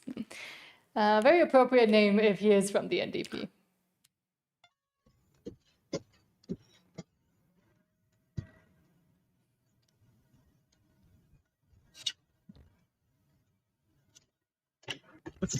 Hello. Yeah, my name is Subdeep. I'm a volunteer on behalf of the Alberta NDP. Oh, we don't like communists. Good luck. He almost kind of agreed with him when he was like, yeah, I don't either, but oh well. This is what I've been told to do. But if you do get an NDP door knocker say, we support Alberta independence at this home, that door knocker, after he has enough of those people saying, we don't vote NDP, we're Alberta independence, I wouldn't be surprised if the NDP somehow starts supporting Alberta independence. They are a disappearing party. Yeah. They were the far left party. And now that the Liberals are so far left, there's no reason to even have the NDP anymore. Yeah, there's no reason for them to exist. But Jeff Rath says, Quebec ended its own oil and gas industry because it's easier to steal $15 billion a year from Alberta, or $15 billion a year from Alberta, because SLK 55 again says the situation in Quebec is a perfect example of be careful what you wish for. In 2022, the province passed a law called Bill 21 that completely banned oil and gas exploration. They basically told energy companies to pack up and leave, even after those companies spent years and a bunch of money to build up the infrastructure to do so. There's a ton of oil and natural gas in Quebec. They don't want to access it, because if they access it, then they're the ones that will have to give remittance payments. They would rather not access it, save it for their own doing if they ever need it, and then collect a remittance payment from Alberta. They are literally like a refugee coming to Canada, getting a welfare handout. That's what Quebec is at this point. I mean, literally almost. Alberta could do the exact same thing, but they choose to pull up their bootstraps, do the hard work, and hold all of Canada on its shoulders. And they've been doing it for too many years. It's time for them to stand up on their own 2 feet now and do it for themselves. Mm-hmm. And moving on from Marty up north, quote, investment capital started fleeing Alberta and Canada immediately after the Liberals got elected in Ottawa. The Liberal policies of the last decade have been aimed specifically at weakening Alberta. Capital started pouring back in after the UCP took power, and independent Alberta would see an enormous rush of investment into the economy. Yeah, because then it would make sense for them to invest. Well, I estimate there should be investment 5 to 10 times its peak if Alberta got its independence, because there wouldn't be a cap on how much natural resources and natural resource contracts they could give out, especially in the founding of their nation. They're going to want to have an expedient process on this. And it's not like this is Venezuela. It would be a safe country to do business, and that's one of the most technologically advanced when it comes to natural resource and oil development. And having a bunch of things that they could actually use to do so. Well, and it could really be a rebirth of the mining sector. The 70% of mining headquarters are based out of BC. I used to work for underground mining in BC. The problem with the entire mining sector in BC, they're only Canadian shell companies that are pretty much owned and operated from overseas by the CCP. That's the Chinese Communist Party. They're trying to change legislation in Canada so they don't have to hire union workers, so they can bring in foreign workers from China. We see what's happening with the security of these natural resource sites. They're literally bringing in Chinese security companies with illegal weapons, saying it's okay for them to use the illegal weapons, but Canadian citizens they would arrest you if you had the same weapon. However, as we were mentioning, the government of Saskatchewan does seem to be doing at least something about it. From the CCFR says, quote, the government of Saskatchewan introduces firearm exemption certificates, effectively shutting down the thieving feds gun grab, a program that attempts to force lawful gun owners under threat of criminality into giving up their newly banned firearms for a fraction of what they paid or nothing. Yeah, and this was the same. This was the story about the same clip we played earlier about Saskatchewan, but it was put in a little bit better context. So I added it again. I should have put them together though. Less legalese. If you are storing it in an appropriate way, in a safe and secure way, and by doing that, you're doing that for the benefit of the province so that we don't have to do it on your behalf. The government of Saskatchewan is further expanding its firearm legislation, pushing back on the federal buyback program. Those firearms are going nowhere until the province assesses the actual value of them, not the depreciated value after they were deemed to be illegal. Premier Moe, along with the provincial government, have long. Yeah, and I don't you're going to give me a higher value. Great. You're still agreeing for them to take the guns, or what's going on here? Been in opposition of the buyback and policy changes which add more than 2,500 weapons to Canada's prohibited list. These new amendments to the Saskatchewan Firearms Act legislate exemptions for gun owners in possession of affected firearms to keep their guns until they receive what the province calls fair compensation from Ottawa. You may be in violation of the law. And today what we're saying is here's an avenue for you to not be in violation of the law. The province providing assurance those storing these prohibited guns legally can be exempt from prosecution for possession if certain steps are followed. If you are storing it in an appropriate way, in a safe and secure way, and by doing that, you're doing that for the benefit of the province so that we don't have to do it on your behalf. Exemptions do not cover other firearm-related offenses, and all applications will be reviewed by the Saskatchewan Firearms Office. Now, CTV News has reached out to the federal government for a response, but has yet to receive one. Rural leaders and the province continue to advocate for the buyback to be suspended entirely. Our producers aren't the ones that are committing the crimes, and they're not the ones that have possession of the military-style rifles. The act should be repealed. No one is going to take the guns away in Saskatchewan, and I think largely you're going to see that across Canada. Now, despite the province's opposition, the buyback program does continue on. Owners of prohibited firearms are required to declare their weapons by the end of the month in order to be eligible for compensation and must dispose of or permanently deactivate their prohibited weapons by October 30th. Yeah, absolutely ridiculous. He's trying to make a program where he's actually cooperating. Obviously, the next step of this buyback is going to be offering fair dollar value for these weapons, because the buyback failed so spectacularly the first time. They're trying to say, well, we spent all that money, it failed, we might as well just buy it back at fair market rate. And they're trying to build that narrative where that's a win if you turn in your weapons for fair market rate. No, that's a loss. Alberta independence is the win. You keep your weapons, you keep your CCP, or you keep your CPP. Yeah, you don't keep your CCP. And you keep your freedoms and get rid of the CCP. But I will say, this is a perfect example of how, in general, the federal Conservatives would be able to do things, but not actually be effective, where they're like, well, we're putting a stopgap to try to mitigate what the federal government is doing, but it's still going to happen and they're still going to push forward with it. Yes, you get a little bit of relief for a time where you can store your own gun for the government if they don't pay you back as they should for the value of it, or just not take it in general. But in the end, the thing is still happening. So the only thing, in my opinion, that Conservatives could do, even if Poilievre wins and he has a minority or even a majority government, is try to put in those stopgaps while the decomposition just continues on. Yeah, you could bring these issues up a lot better if he didn't have so much Trump derangement syndrome and he hadn't put so much space between him and Alberta independence. All of his core values are really being implemented on an international stage by Donald Trump, and they're being implemented within Canada by the Alberta independence movement. And the more distance he tries to put between himself and those two figures or that party, he looks more and more like Mark Carney. And James says Keith Wilson for president of the Republic of Alberta. And he is a good choice, especially because he says he doesn't want to do it. I think the best, most effective, and most honest politicians are the ones that don't want to be there because they're not there for a power grab. They're there because they were the only option. Well, and I usually say that once an episode. If I had a vote, it would be for Keith Wilson for president of the new nation of Alberta.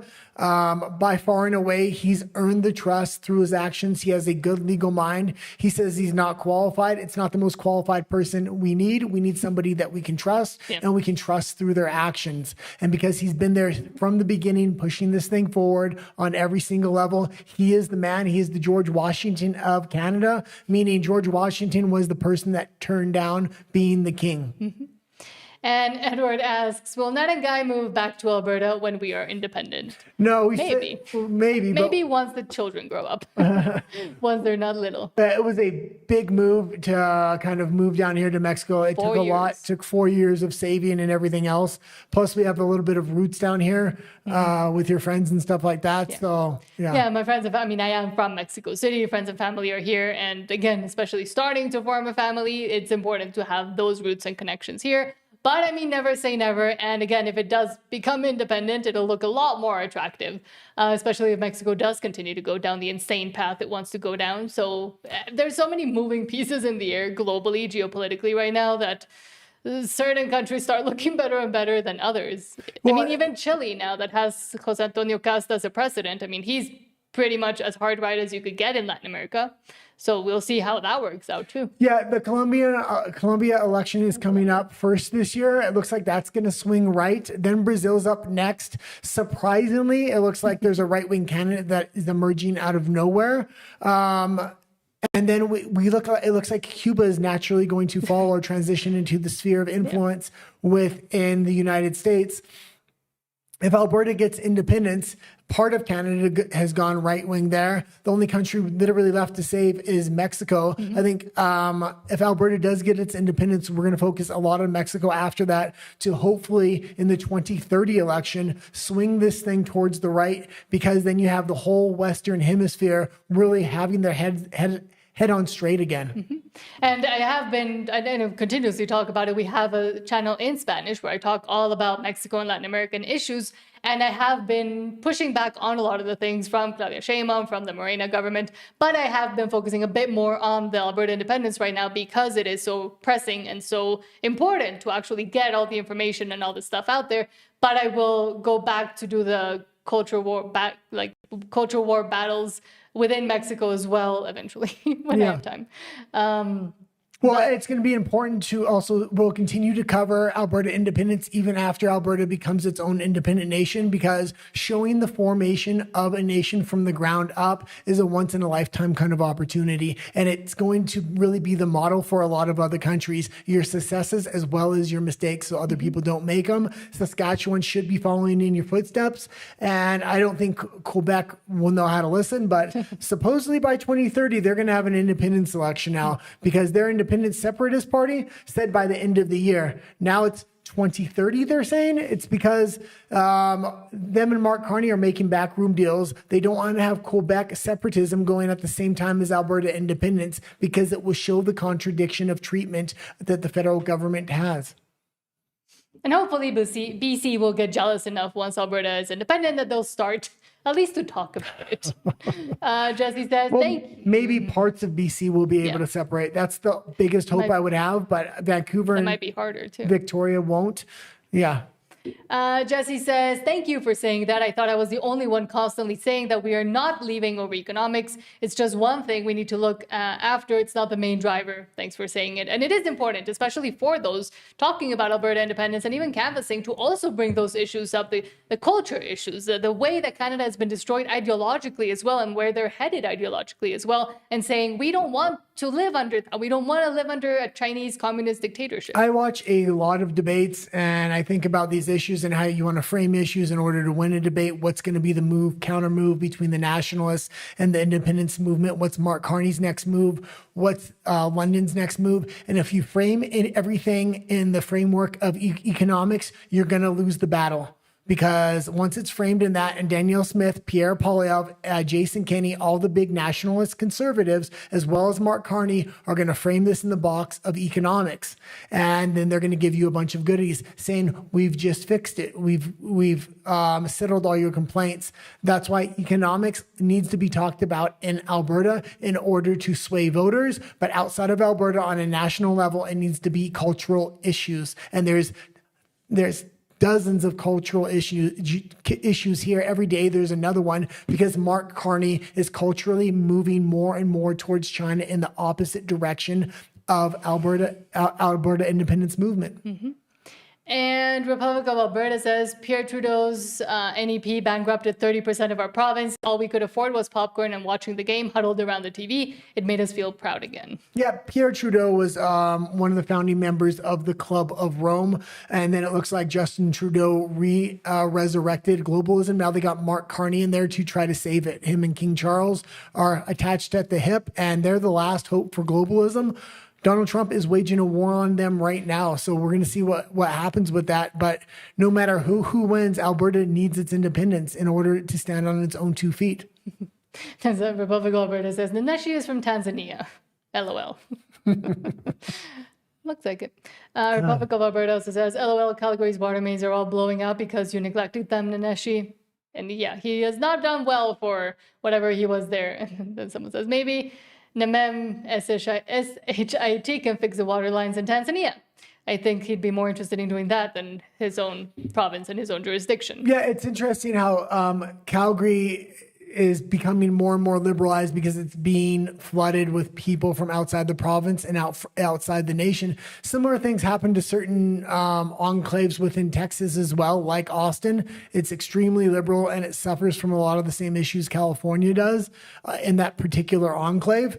And they managed to kind of smuggle in a lot of these green energy policies. And then when we seen what happened when a cold front came through Texas, a lot of people died because the windmills couldn't turn. There was no power. Everything froze up. Yep. And Republic of Alberta puts it brilliantly, saying Arctic infrastructure and foreigners don't mix well because they don't understand it. Okay. And David says, thank you, Nat and the guy, mucho gusto. And thank you for being here as well. Thank you for the support too. And I agree here with Republic of Alberta saying no more foreign politicians in Alberta.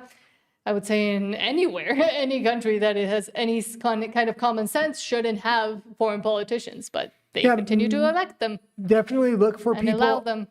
Look for people outside. If once Alberta gets its independence, look for people outside of the normal demographic where you would find politicians. You don't want politicians relocating to Alberta just to implement a similar system that Canada has and to try to breed corruption into the system because they already know how to fill their pockets with money. And Joe says, do you look forward to when you have so many comments that you're sitting here all day reading them? I look forward to it. LOL.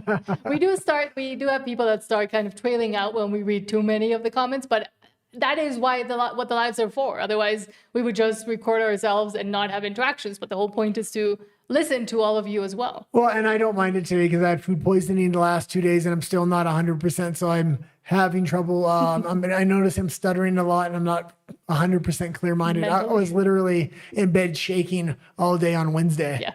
And I was like, cancel the stream. I can't do it. But also because I was nursing him and going to get him stuff and electrolytes and pudding. And I was throwing up in the toilet all day. Oh, making soup.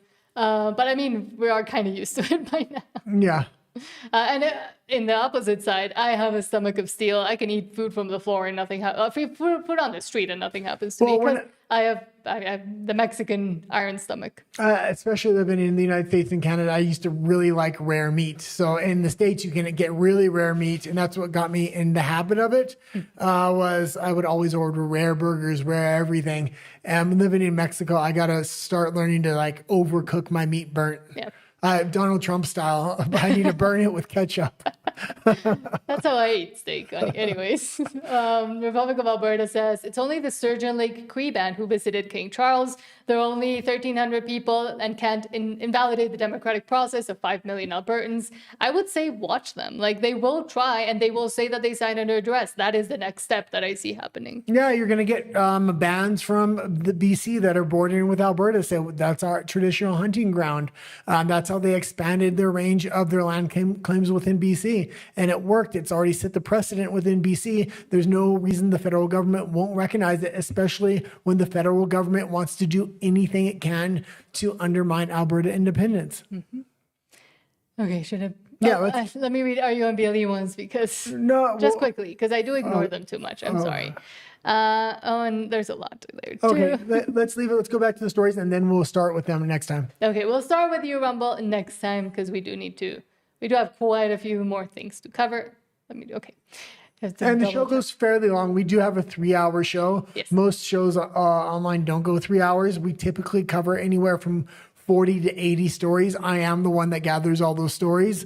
So every Monday, Wednesday, and Friday, it really is the best place to get like just a maximum amount of stories. Most channels cover like between 5 and 10 issues. Mm-hmm. Okay. But let's go into Canada. From Table Salt, quote, and this is insane. Canadian soldiers were attacked in Kuwait on March 1st, but Mark Carney never told Canadians. Wow. Yeah. And he flip-flopped on this issue. Now we know why he's flip-flopping. He probably didn't even know soldiers were over there, number one. And then they told them, so he had to take another stance. And then they told him they were dead. Mm-hmm. Canadian Armed Forces members were attacked on March the 1st in Kuwait during the very early hours of the first parts of the war in Iran.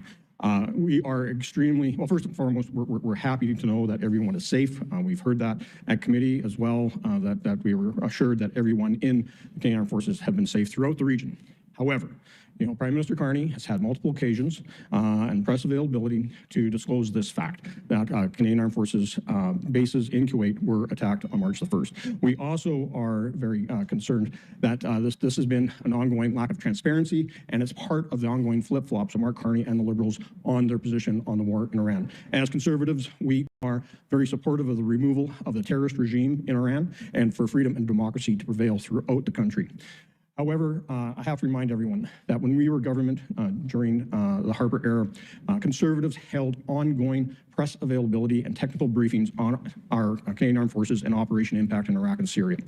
This is a failure of the government of not wanting to communicate, not being transparent, and not sharing with Canadians exactly how Canada is impacted by this war and how the Canadian Armed Forces are continuing to be in the region, not involved in this operation, but continuing on in their responsibilities. You can leave it there. And that's probably the most important point. He said when last time Conservatives were in government and they had an active deployment, they gave daily updates. Mark Carney isn't going to do anything like that. He's literally trying to travel the world to avoid the media. Even if it wasn't Mark Carney giving the updates, it's just a certain level of respect you have.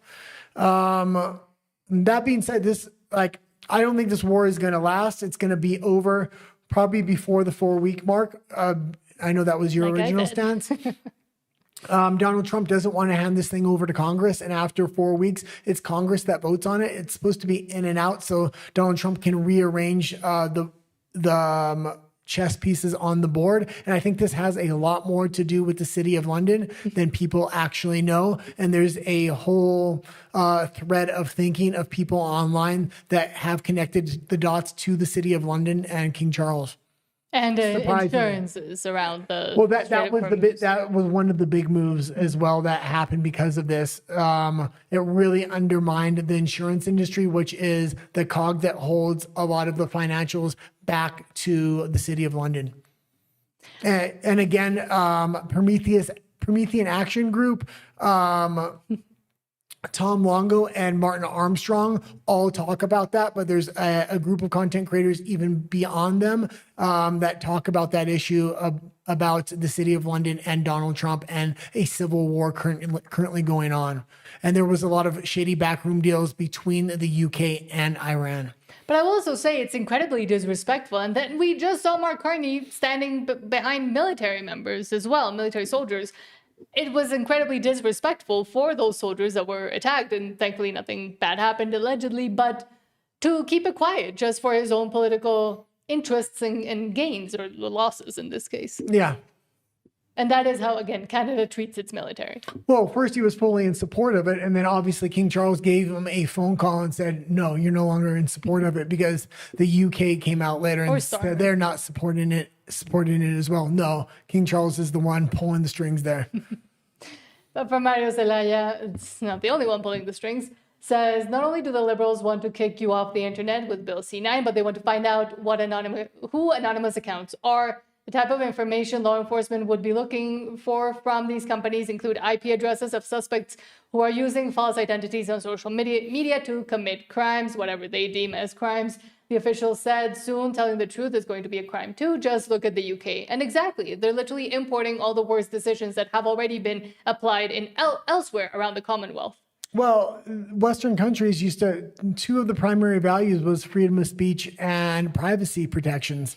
Those are just out the window. The more feminized the society got, the more feminized the society got, and the more immigrants that were flooded into it, it became more of a security state, meaning they always voted for security rather than freedom. A masculine, free society will typically vote for freedoms. A feminist-based society will vote for security every single time. Mm-hmm. And that is one of the excuses that they're using for this. Of course, we're going after criminals and we're going after to make sure that the internet is safe for everybody. But in reality, the way that these laws have already been applied in places like the UK is just to go after those that dissent politically from the party in power. And the CBC says new lawful access bill would give police CSIS more powers to track suspects online. Bill C-22 is the latest attempt at expanding access after critics said C-2 went too far. Yeah, and this one is almost the same. And I will say all Western governments are starting to feminize themselves over time by always voting for security. It's going to be very important for Alberta, once it gets its independence, to build in freedoms in its constitution that can't be taken out later. Because over time, if as a nation gets captured, the way they capture it is through securities. Securities is going to be bringing hate speech laws in, bring specialty classes and all kinds of other things in the name of protection. Mm-hmm. Safety and security, and especially they use women and children to do that. Here in Mexico, they just went into talks with Meta and who else?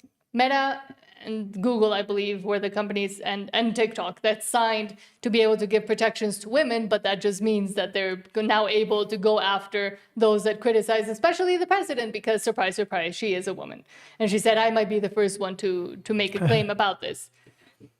But Jasmine Lane also says the debate around online speech restrictions framed as fighting misinformation is revealing. When misinformation becomes anything that challenges the official narrative before it's corrected, it shifts from protecting democracy to protecting the story and the narrative and the lies. Yeah, and she put this very concisely here, so I thought it was a good clip to bring in.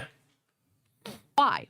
Can somebody explain that for me, please? Also, if your concern is truly just misinformation, can you be a little specific on what exactly that means? Because I was once called peddling it, and a conspiracy theorist for pointing out the fact that higher fuel costs equal higher costs in just about everything. And for years, when Canadians pointed that out, including the carbon tax, and said that it was going to raise the cost of food, transportation, goods, the argument was typically dismissed. You were told that you were exaggerating, you were misleading, or that you were spreading outright misinformation. But take a listen to this clip from CTV News.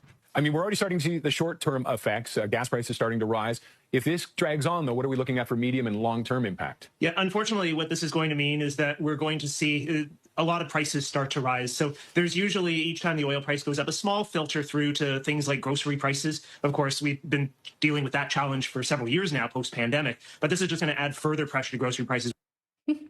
So when they say it, it's okay, and they're not misinforming. But if you notice even beforehand, or you're smart enough to see it and talk about it, then you're misinforming everybody. Well, it wasn't a big deal before this point. Yes, she can point out these contradictions, but with this new legislation that's coming in, along with the other pieces of legislation they're going to bring in with these speech laws, this is going to become a serious issue. Canada is going to have the opportunity to quickly turn into the UK, start making arrests for online speech that's completely normal speech.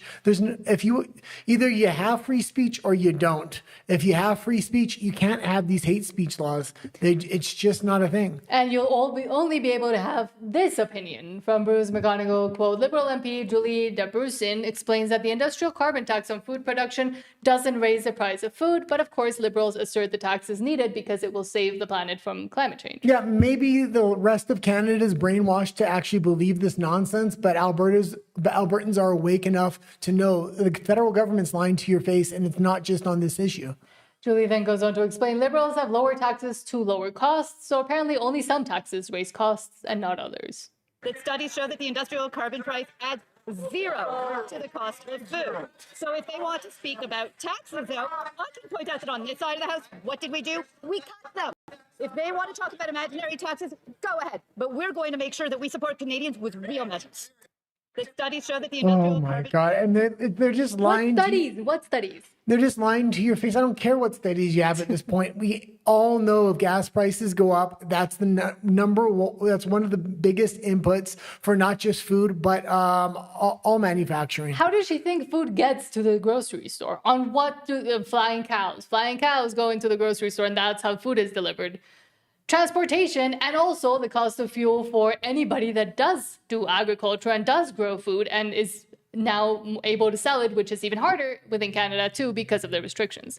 But she knows, and the federal government knows, and they think you're buying this up hook, line, and sinker. Because as well, from Mark Nixon, Good News Canada, Melanie Jolie says manufacturing new business activity is exploding. Steel, aluminum, auto, etc. 13-month high. Liberals are the best, and we have the best plan. You're about to be rich. Pre-order your Lamborghinis today. And we just put this back to back with the last clip that we just shown, where, oh God, if food prices are going to be cheap, everything else, gas prices do not make food prices go up. And now you have Melanie Jolie talking about, it sounds like Canada has the best economy in the world, according to her. Things we can't control in the world, but many things we can control. And what we can control is definitely how we build one Canadian economy. Good news is the manufacturing PMI. So basically, manufacturing new business activity, my colleague referred to steel, aluminum, auto, etc., is at a 13-month high. That means that businesses are now having more orders, more jobs are created. The tariff has impacted us, but you know what? We have a good plan. We're bouncing back, and we'll fight for jobs. Steel, aluminum, and auto are literally fleeing the country and going bankrupt along with your lumber industry. And you're doing nothing to save it. It's almost like you want it to happen.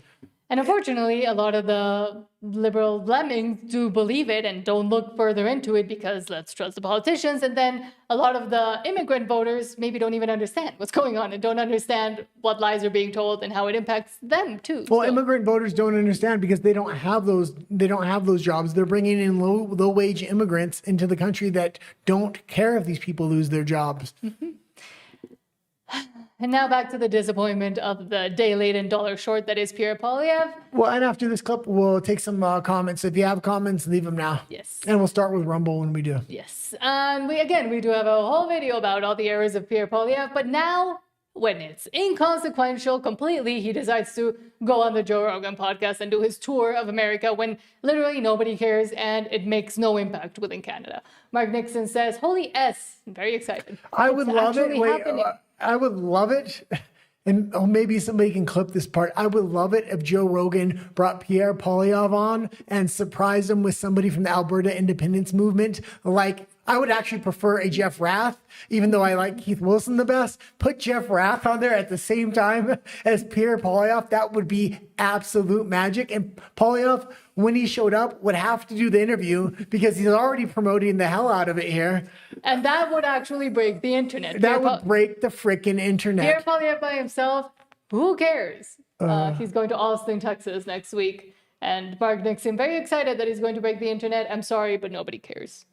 This week, I'll be heading to the United States to stand up for Canada and Canadian workers. First stop, Michigan, where I'll meet with auto leaders and state legislators to defend an integrated North American auto industry and fight for tariff-free trade that protects Canadian jobs. Then I'm off to Texas to advocate for Canadian energy because our resources make both our countries stronger, safer, and richer. And finally, I'm headed to New York to deliver a keynote address on the historic partnership between Canada and the United States, two neighbors, allies, and economic partners. As I said in a recent speech, we need to leverage the relationship we have with the American people. We should all be reaching out to American business, unions, media, governors, investors, mayors, civic leaders, and the administration itself as we work to fight for tariff-free trade and security cooperation. Look, Canada can't control every decision made in Washington, and I'll leave the negotiating up to our government. But we can leverage the goodwill and shared interests with the American people. And we can control what we do here at home by building our economy, unblocking our resources, and becoming stronger and more self-reliant. By building our leverage to achieve our objectives. That's how we defend Canadian workers. That's how we protect our sovereignty. And that's how we build a Canada that is stronger at home and unbreakable abroad. And man, he really puts the words together. I would love to see him on, even if Joe Rogan won't have a Jeff Rath or somebody from the Alberta independence movement like and this is just conjecture. It's a Keith maybe. Wilson at the same time. I would love to see him in short order have somebody from the Alberta independence movement. If he's going to have an individual guest on and not confront Pierre with it, I would say Keith Wilson would be the best choice. Or them together. Yeah, or them together. When they talk together, it's also pretty interesting. I mean, Joe Rogan's big enough, he can get anybody from the Alberta independence movement. Hopefully this is an issue that is getting on his radar. So let's get him on his radar. Let's get it on his radar. I'll clip you and see if this is the exact kind of issue that would go viral when it was on the Joe Rogan podcast, and will get international exposure, and a lot of people in the States will start talking about it as well. And with the actual truth, not with the narrative that comes out of the Canadian government and comes out of King Charles and comes out of the First Nations, but the people themselves speaking or speaking through proxies, which would be Jeff Rath and Keith Wilson. Okay. But one can dream. Oh, let's read some... yeah, sorry. We'll go to that one after. I'll start with Rumble because we've neglected him. Yes, sorry. Christu says there's only one savior. His name is Jesus. Concur, even though I'm not religious, I concur. Well, and that's probably one of the big cultural issues within Canada. Canada as a whole has gone away from its Christian foundation, and all the legal system and everything else was based around the Christian moral foundation, and it has gone away from that and no longer has a set moral foundation. It's constantly moving, and it comes down from on high, from the elites like Mark Carney, and they say, green energy, everybody better believe in it, otherwise you're going to be arrested. A good Christian moral foundation helps to kind of keep a country stable and firm in its moral character. And Alberta will have that. Hopefully. KP for you says, conservatives cater to the East for votes nowadays. Pierre will be no different. He has been no different. That's what he's doing. That's why he continues to vote in ridiculous ways with certain things like climate change, like mutilating children for transgenderism, et cetera, et cetera. Yeah. Christo says, don't know about you guys, but every time I hear Alberta independence, I get a nice sickle down there.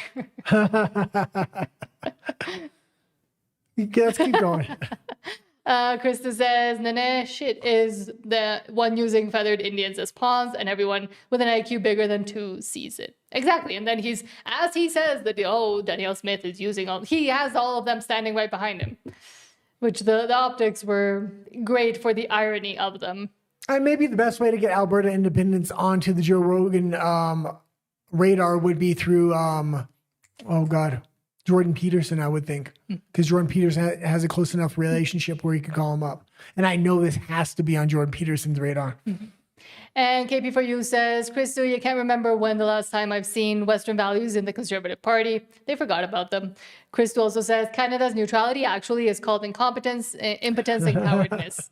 And that's what I continue to say. I mean, Canadians are a very proud people. They don't want to admit it, but they're very proud about their healthcare system, and they're free everything, and then they're a great system of governance. But when you actually dig deep into it, and people from outside of Canada realize what Canada is actually about and the attitude that most Canadians have, it becomes a different story. it becomes so obvious what the story is. KB4U says we don't have a GUN problem, we only have a government problem. Exactly. And a government that doesn't go after those that are actually using them in the ways they shouldn't. Well, the government's going to say it's going to protect you, but who's going to protect you from the government? It's your firearms. Exactly. And that's why they want to take them away. And Christo says, what guns are they talking about? All those now prohibited got sold privately before they made the list. And Christo says, the offer remains, you'll get honorary Alberta citizenship. Thank you. Again, we'll consider it. We'll for sure try to go for the vote and to interview people and to report on it once it gets to October. Hopefully we don't get stopped at the border. Christo also said, that's the big question we're going to have to see when it comes closer. Are we even allowed back in the country, or what do we face, and how many arrests are made of content creators at that point? True. Crystal also says, also consider the fact that we'll also get rid of these Canadian winters. Hopefully. Also says, BC already started a BC Prosperity Project, and even more inspiring, the Iran's Freedom Transition Group calls themselves the Iran Prosperity Project. Because it's the Alberta Prosperity Project, Jeff Rath and Keith Wilson. Also, well, I was also going to say, if Alberta gets its independence, you can actually heat your homes again. They're making all kinds of climate change adjustments to your heating systems in Alberta, which is crazy. I was watching a story about that the other day, and I was like, if that breaks or something goes wrong with this new heating system that's more efficient but doesn't heat your house properly, you die. And that kind of kind of weather. And that's what they want. Krista tells you, as long as you're not dunking your steak with Tabasco, you're not the last of us yet. I do put hot sauce in everything. Well, you are Mexican. But funnily enough, my favorite hot sauce is sriracha. So I don't actually use that much Mexican hot sauce. KB4U says, I think left ideology is feminine and right is masculine.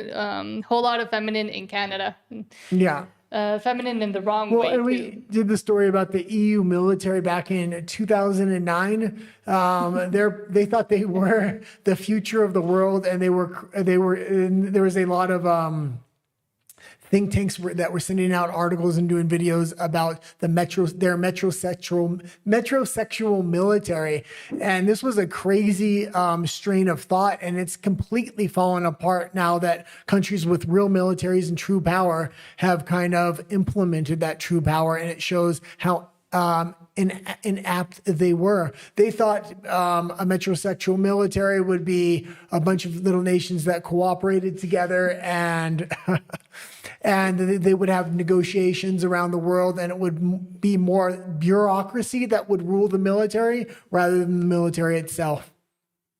There was an actual paper written about that. Yeah, we went through it pretty in depth on the channel. Yeah. I didn't explain it very well there, but I highly recommend. I think the article was called "The EU's Metrosexual Military." Yeah, you can look it up. It was insane. Michael says, "Why not give your gun to me? I give you 25 gift cards to Singhorton." Exactly, that's the proposition. And it says, "Do not redeem it. Do not give your guns and rights away." Republic of Alberta says, "Why every province isn't withdrawing from Canadian Confederation confounds Albertans, except a few crazy ones that are probably paid to go harass canvassers." And I think a lot of them are waiting for Alberta to set the framework and go first, and then you're going to see Saskatchewan go next, and then you'll see Quebec, but I think Quebec can actually stand on its own 2 feet financially unless they start accessing their oil and natural resources. The problem is ideologically, they've leaned so far left for so long. Are they able to go back the other way? And Michael says, Petro in Colombia, the current president, that's insane, will get a reality check, hopefully. And again, he already assassinated the best conservative candidate that they had in Miguel Uribe Turbay. I was reporting on it a lot when it happened, because it also happened really close to when Charlie Kirk was assassinated. Yeah.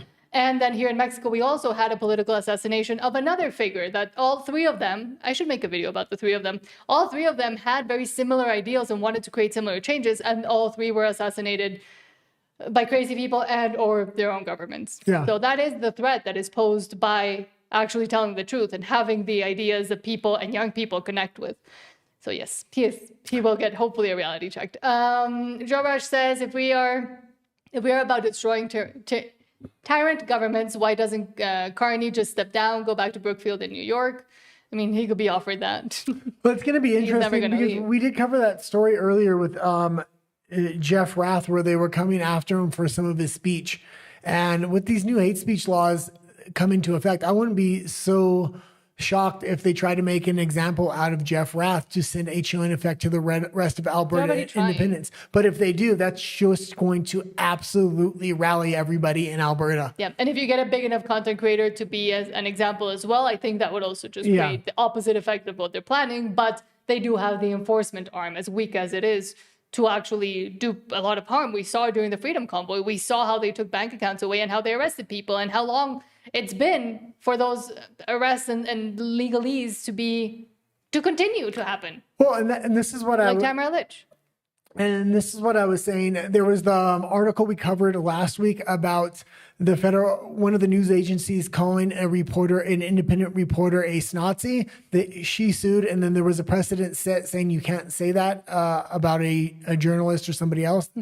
That being said, they're going to still use that language, but be for the Alberta independence movement, because by the time it goes through the court system, they'll already have got their functionality out of it, and it's more than worth it for them to just pay whatever fine it is. Well, speaking of censorship, Republic of Alberta says Bill C9 also criminalizes the Bible, Torah, and Quran. Exactly. And Michael says Quran will get an exemption. Just watch. Exactly. Oh, well, yeah, we do have an article when we do go to RUMBLE later, which is absolutely shocking coming out of the UK. And it deals around that issue.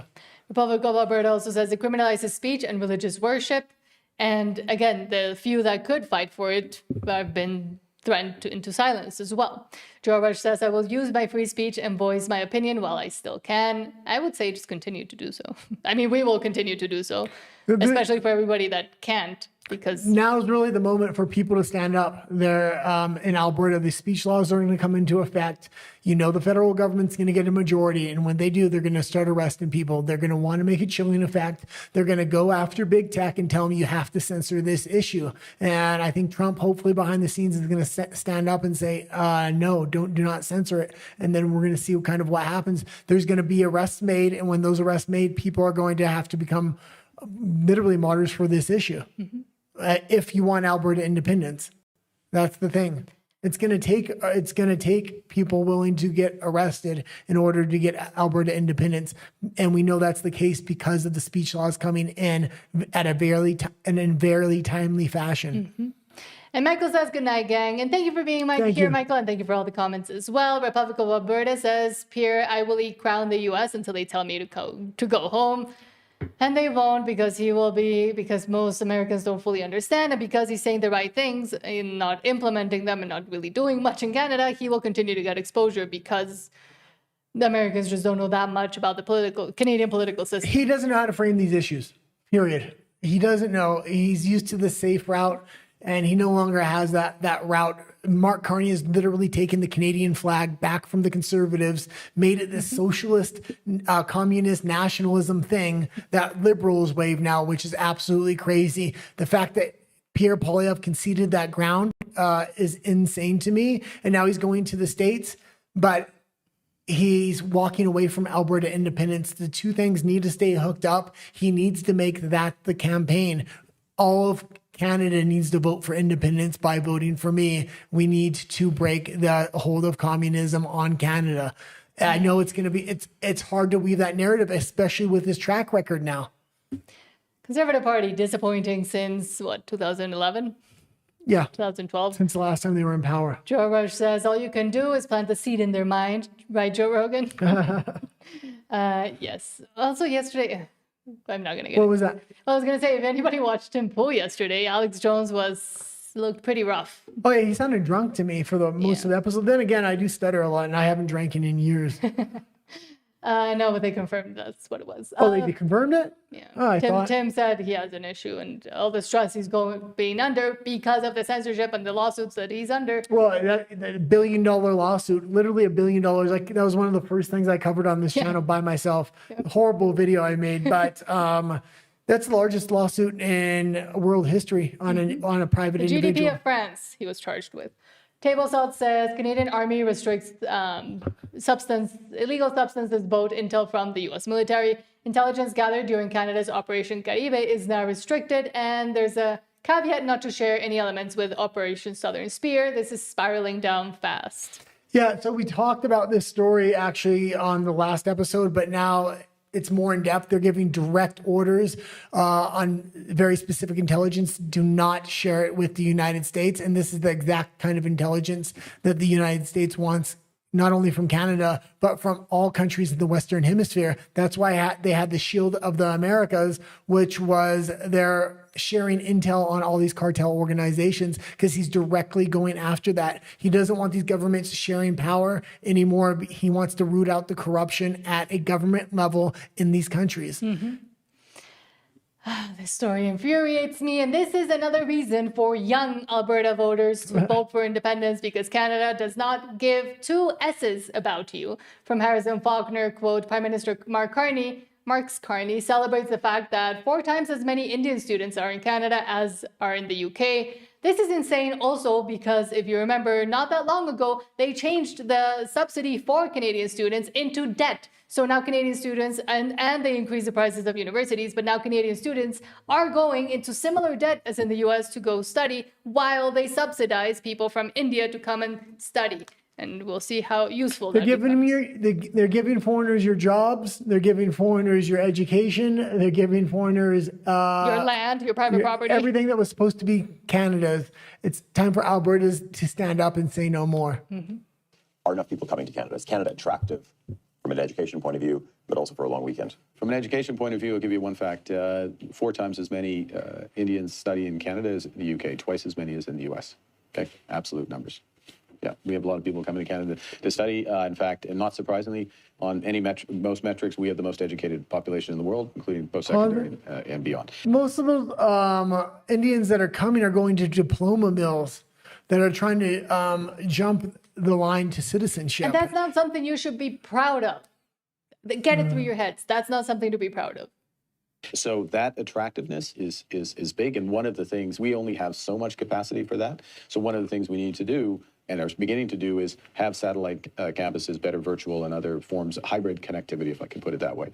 Are enough people coming to Canada? And the value of a Canadian education has also gone down. Again, I'm from Mexico. I went to go study in Canada because of the value of the education, etc. And that value has completely diminished, especially because they continue to do things like this, but also because they're losing their local population to US universities. So a lot of the actual talent within Canada of Canadians is going down the border, down south. Yeah. And the US is who's getting that. The brain drain in Canada is insane, so they have to replace the actual worthy students with Indians. But from Mark Nixon, there is apparently a new Stand on Guard Act introduced. If someone illegally breaks into your home, you can defend yourself, your family, and property. Liberals, no chance in hell that they will approve. If someone illegally breaks into your home, it could have been a mistake. That's what they say. Yeah, this is all the Conservatives can do in Canada. Put up these bills and then they get knocked down. Yep. And it's just literally a slap in the face in every single Conservative and Albertan within Canada. This is a no-brainer kind of bill that you would want to pass. Because then they do this, they come out very proudly, and then it gets knocked down, and then they stop talking about it. They think they did something, and it's just like, oh, an election's coming up. We're going to shine a light on this issue. And and then if they ever do win that election, they won't be able to do anything well, about the electoral system is set up and rigged, and they don't want to talk about that. This morning, I had the opportunity to introduce the Stand on Guard Act, which is my first private member's bill. It's an act that is important, particularly in this moment in time, because the reality is our homes are supposed to be the one place where we can rest and know that we are safe. But across Canada, home invasions are rising, and too many Canadians are living in fear inside their homes. And we have all done it. We walk through the house at night, checking the doors and listening for creaks in the halls. But for too many Canadians, this fear becomes real when intruders break into their homes. Yet, when they defend themselves from criminals who terrorize our neighborhoods, Canadians are forced through long and costly trials just to defend themselves. And no one should be dragged through this process for acting in self-defense. This bill makes important changes to Section 34 of the Criminal Code so that the force is presumed to be justified if used against an illegal intruder when the intruder knowingly and unlawfully enters your home. Conservatives first introduced this... Okay, you can leave it there. And yeah, like this, like they know it has no chance to pass. Yeah, they still have to put it up, but they come out there like almost bragging about it, like they did something.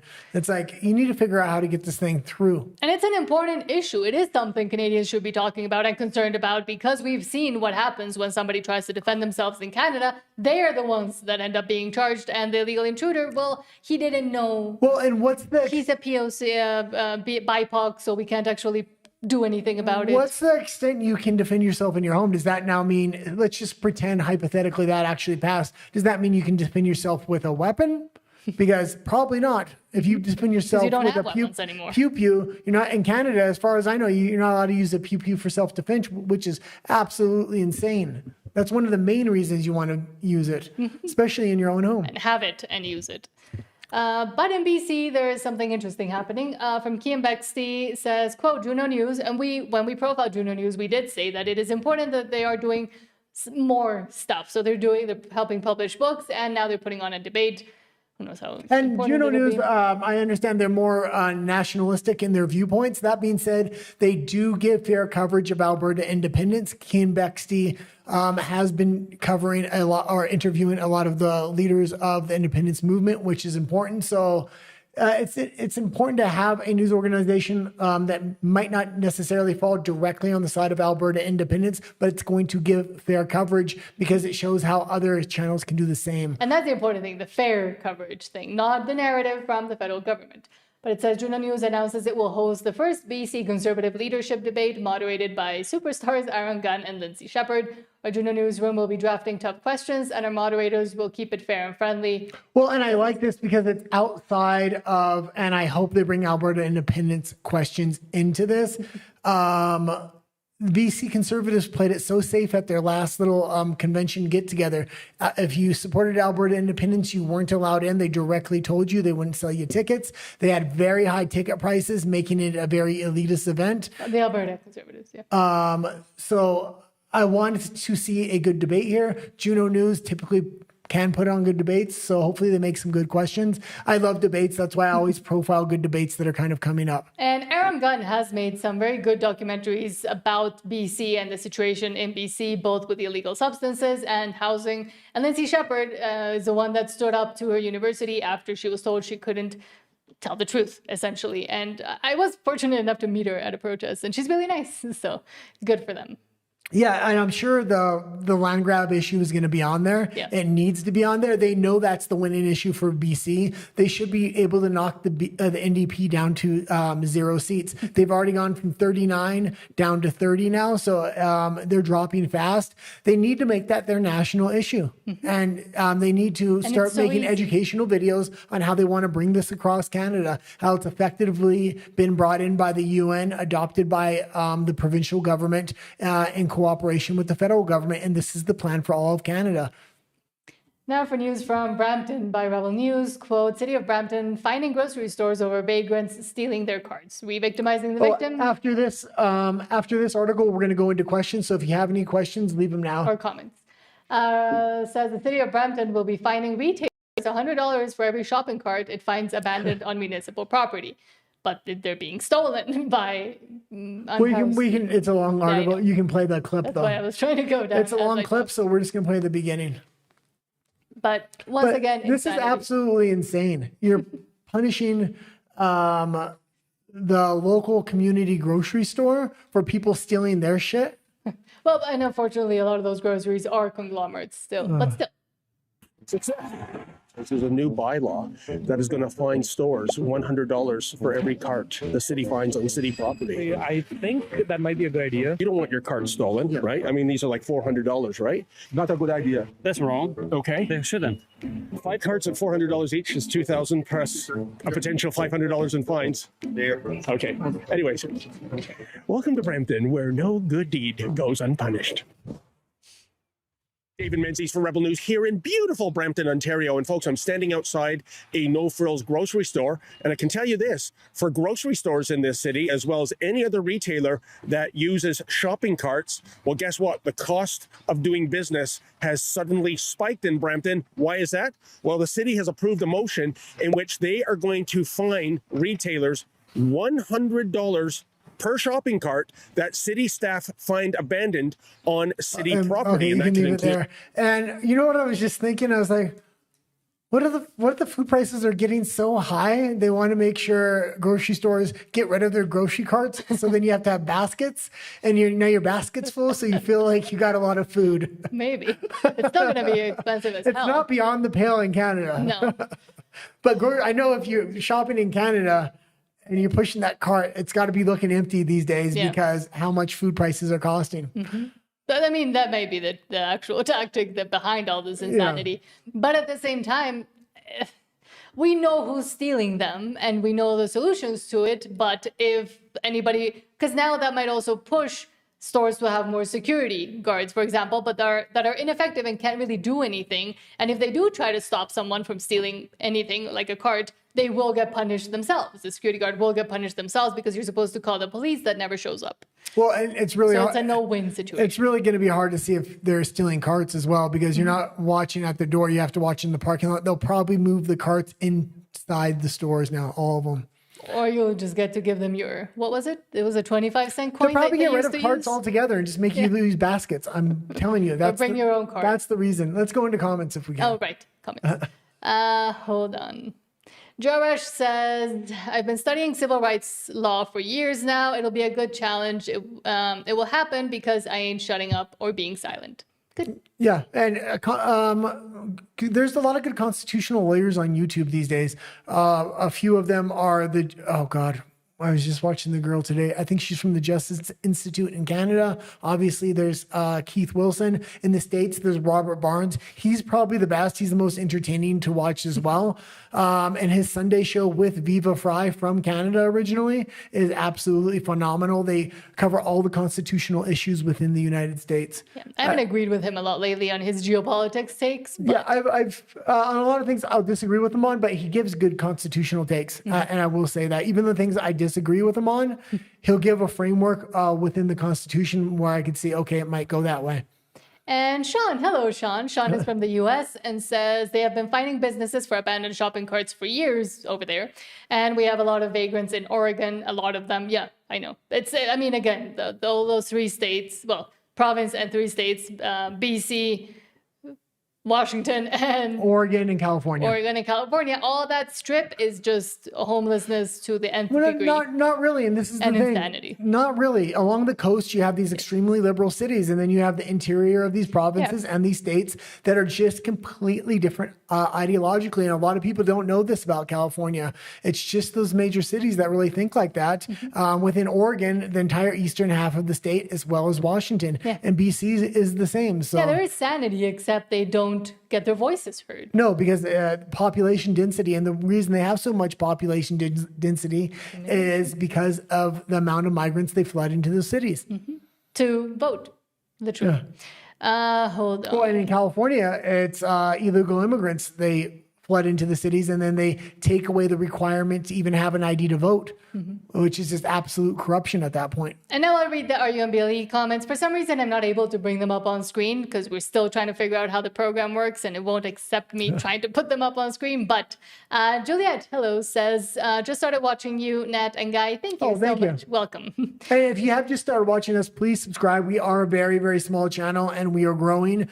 The censorship laws coming into Canada. I really do fear how far Mark Carney is going to take this, especially after he gets the majority government.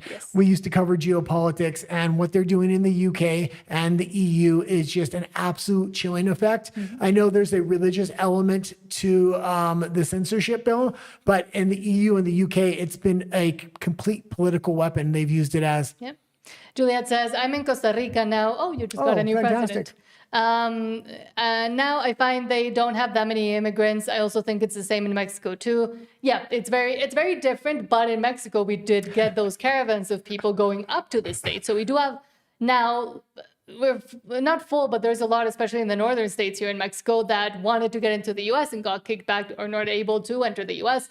And now we do have droves of Haitians, Venezuelans, etc., looking for work or living on the streets, unfortunately. But they're also Claudia Sheinbaum, in her leftiness insanity, has now agreed with the UN to bring in more asylum seekers and refugees into Mexico, as if we had enough money and We'll see if that infrastructure. goes through. So I don't think so. It's very surprising trying.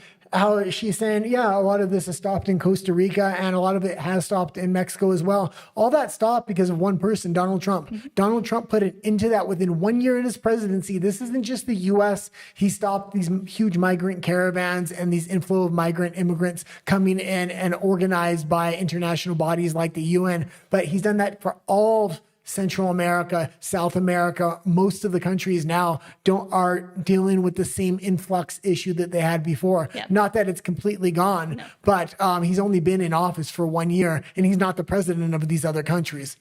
True. And hold on. KP4U says, nice, can I move there? LOL. And Christo says, fact, now a mosque, the previous Fairview Baptist Church across the street, the school my daughter went to. Well, hopefully it doesn't go there anymore. But I was also seeing, and I will probably talk about this in my Spanish show, that there's a lot of mosques popping up in the border cities of Mexico. Speaking of Mexico and border cities and towns, there's a lot of mosques that have been popping up over the last few years, and a lot of them are connected to Iran. So the U.S. should know that there is a large presence here of that and of people who might want to do harm to the U.S. through Mexico, and that we're probably planning to continue immigration towards the U.S. Mexico is not doing anything about it, and it did sustain some sort of relationship with Iran because of the relationship with Venezuela and Cuba, with those dictatorships that Mexico wanted to continue to support through Claudia Sheinbaum and her party. Well, yeah, and you do have a Spanish language show. The one commenter was from Costa Rica. So if there is anybody that speaks Spanish, usually around or about an hour after this show, you go on your other channel, which is called... Not en tu idioma, and it's linked down below, and it's all in Spanish. I'm not on that show because I don't speak Spanish. He doesn't speak Spanish yet. Christo says the church pastor, Tim Stevens, was arrested during the scamdemic for holding service, and so many pastors were, and that was also infuriating, and another reason why we wanted to leave. Yeah, it was just... I worked at...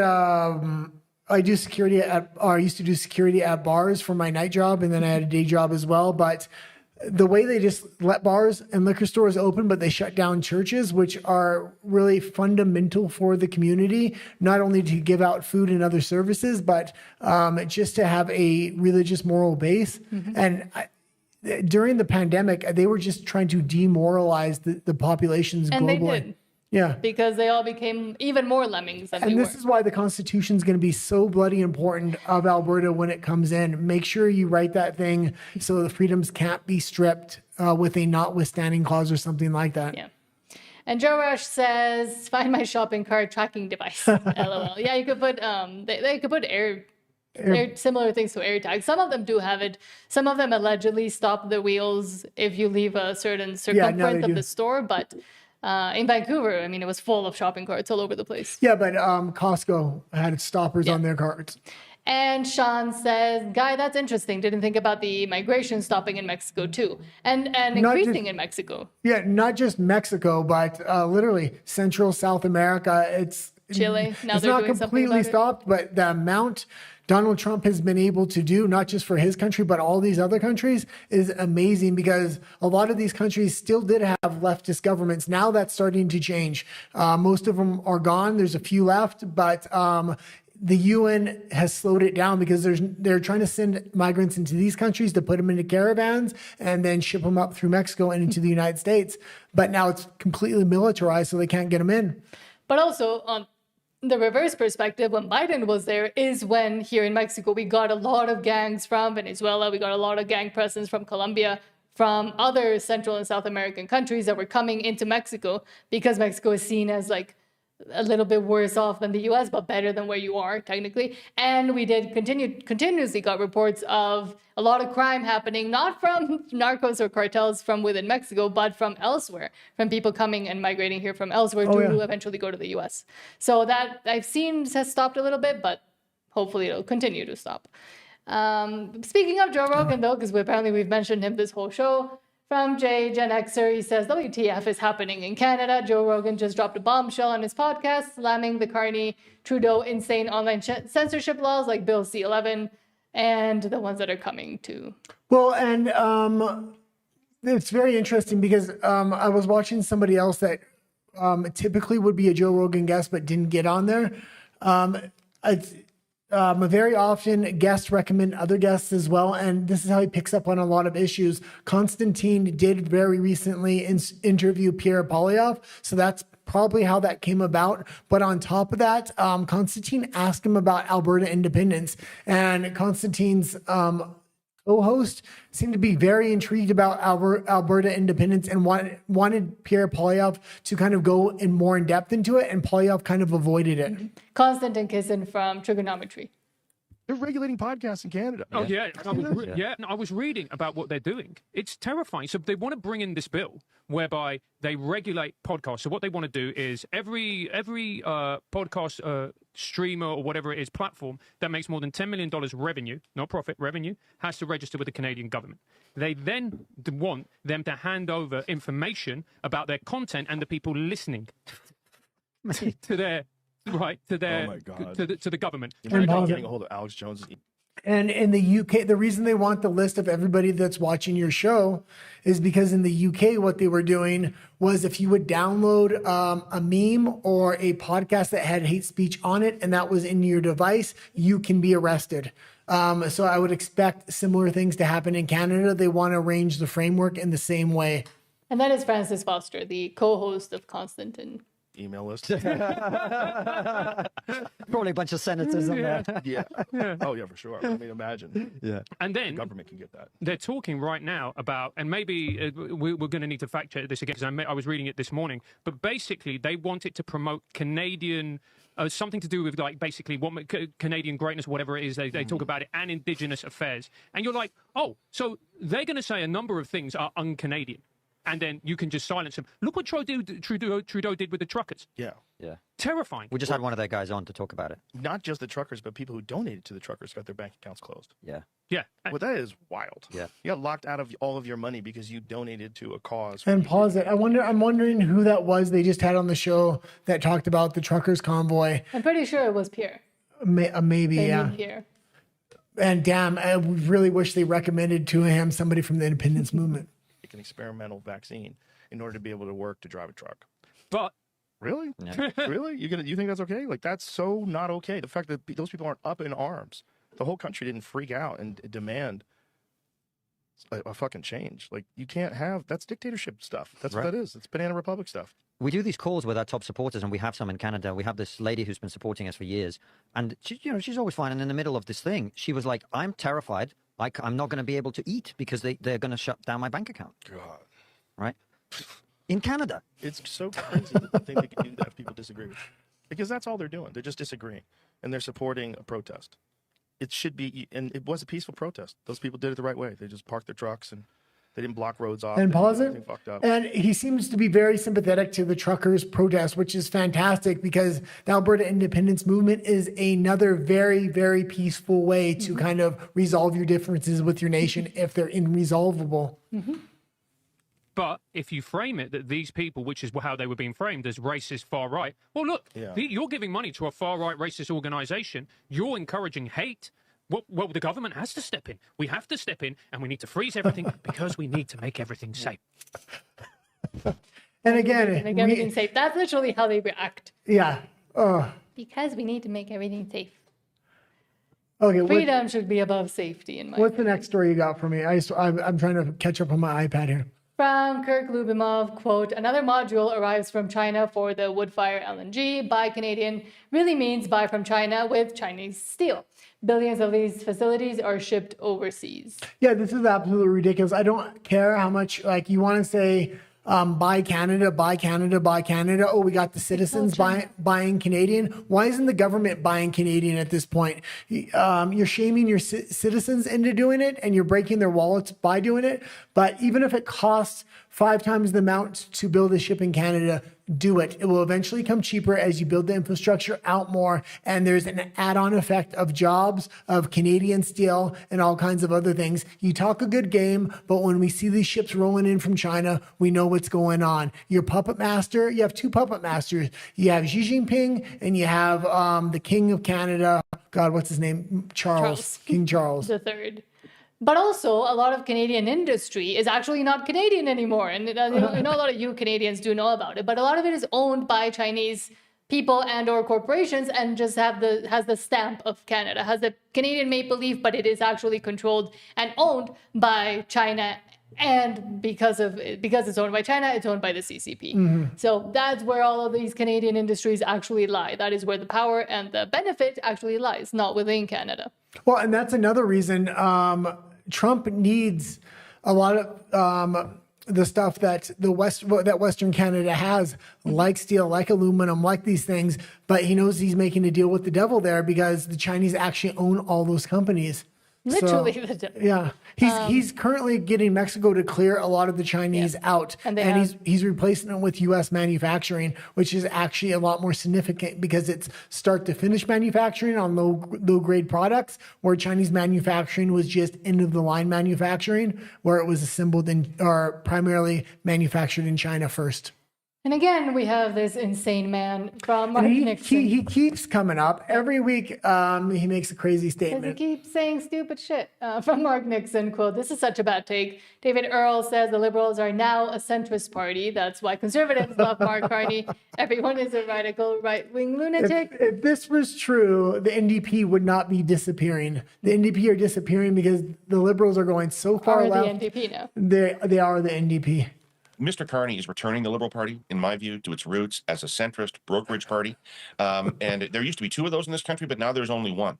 And so I think a lot of people, particularly from the conservative side, who wouldn't really be part of the radical side of that party, find this new formation that Mr. Carney's putting together pretty attractive. Mr. Carney is returning okay. If that's the case, it's time. Like it was already time to separate. But if the Liberals are now moderate, that's crazy. And I think he's saying stuff like that because that's the narrative they're trying to form for immigrants. And as ridiculous as it sounds to you and me and the kind of people that watch our show, immigrants that first migrates to Canada, they hear that on mainstream media and they think, oh, the Liberals are the moderate party. Yeah, it's the centrist party. It's the centrist party. And then they want to be a good Canadian, so they vote for it. Speaking of BC, former Mayor Gregor Robertson is now saying that, and now Housing Minister, for some reason, now saying and blaming the war in Iran for Canadians having a hard time buying a home because with every crisis comes a new opportunity for the Liberals to pass the buck and lie about their failures. And this idiot used to come into my bar all the time, and he was an absolute, I don't want to get arrested for hate speech quite yet. Mr. Speaker, well, it's no surprise that Canadians are challenged with buying homes right now when there's a war in the Middle East. There's no surprise, Mr. Speaker. Yeah. Okay, the member may continue. Thank you, Mr. Speaker. Mr. Speaker, in the first 100 days of Build Canada Homes, we've secured agreements with Nova Scotia, with BC, with none of it. We're delivering thousands. We're up to 9,000 homes that are being delivered through Build Canada Homes for Canadians. And we're just getting started, Mr. Speaker. We passed the Build Canada Homes Act in this House. Build Canada Homes is the one where they wasted who knows how many millions of dollars and then just delivered, what was it, 9 houses? 9 houses. They were supposed to deliver 500,000 houses in the first year. Now they've made new regulations where they don't want to reveal how many houses they're actually making. He hasn't delivered 9,000 homes. He says it's in the process of delivering. Absolutely ridiculous. In the days ahead, we can supercharge the construction of affordable housing, and that's what Canadians need. The honourable member for York Durham. Well, Mr. Speaker, an excuse for every problem, but this is a new one. The war in Iran is the cause of our housing crisis. Wow. I mean, I don't know how you figure that. Square that circle, Mr. Speaker. And he boasts about 9,000 new homes. He promised 500,000 new homes. That's not even 2% of his target. And guess what? CMHC says only 259,000 were built last year. Only half of the target again. So at the rate that the minister complacently brags about, we'll never hit the target. So will he take our idea and remove GST on all new homes for Canadians?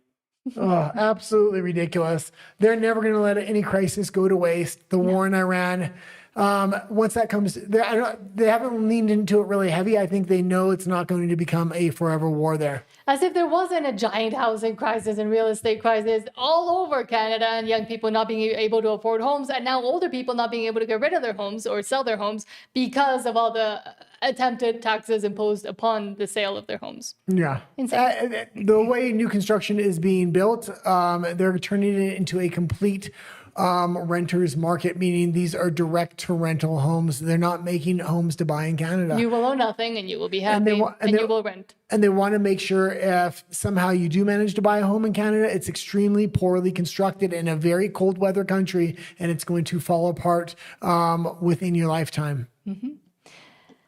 From Mark Nixon, he says, once a new conservative leader is selected, the NDP party could be completely obliterated because... And it says 32 seats. I've seen another poll that was even more recent than this one. I grabbed this for our Wednesday show. They're down to 30 now. I think we should be able to get them down to 15 or 10. This is the best issue you can have. Now, I understand this issue only applies to BC primarily, but they need to come up with a strategy to bring this issue across the nation, because this will become Canada. Well, I mean, they also saw the NDP essentially get rid of their private property rights and rip up all of their contracts. From Canada Proud says, and the BC Conservatives don't even have a new leader yet because new polling analysis predicts massive BC Conservative majority if an election were held today with 61 seats versus the 32 for the NDP. It's one province. It's one province in the very west. It's BC. The electoral system is absolutely rigged. So even if you do have a big surge in BC, it's not going to make much of a difference because the electoral system is one of the big issues why Alberta does want to separate as well. Mm-hmm.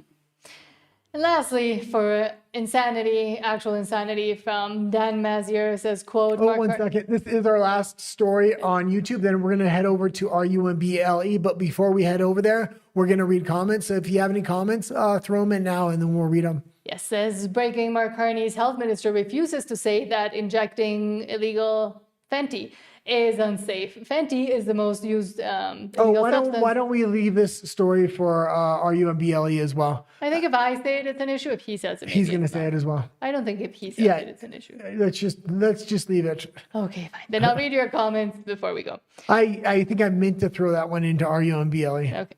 Sean says they're still trying to push that bill in Canada. I remember JJ McCullough going to Ottawa to testify against it like 2 years ago. Yeah, and with that bill, specifically C11, but now it's being renamed and redrafted and etc. And the insanity that is Bill C19 as well. JJ McCullough, funnily enough, he's pretty liberal, and I don't agree with most of the things he says or the way he has certain perspectives. But a lot of Canadian content creators from all stripes were really concerned about exactly what Joe Rogan and Constantine and Francis were talking about with the way that they were trying to implement and treat Canadian content creators and the way they wanted to censor them. Yeah, absolutely. So at least that did help kind of it's going to take American unify.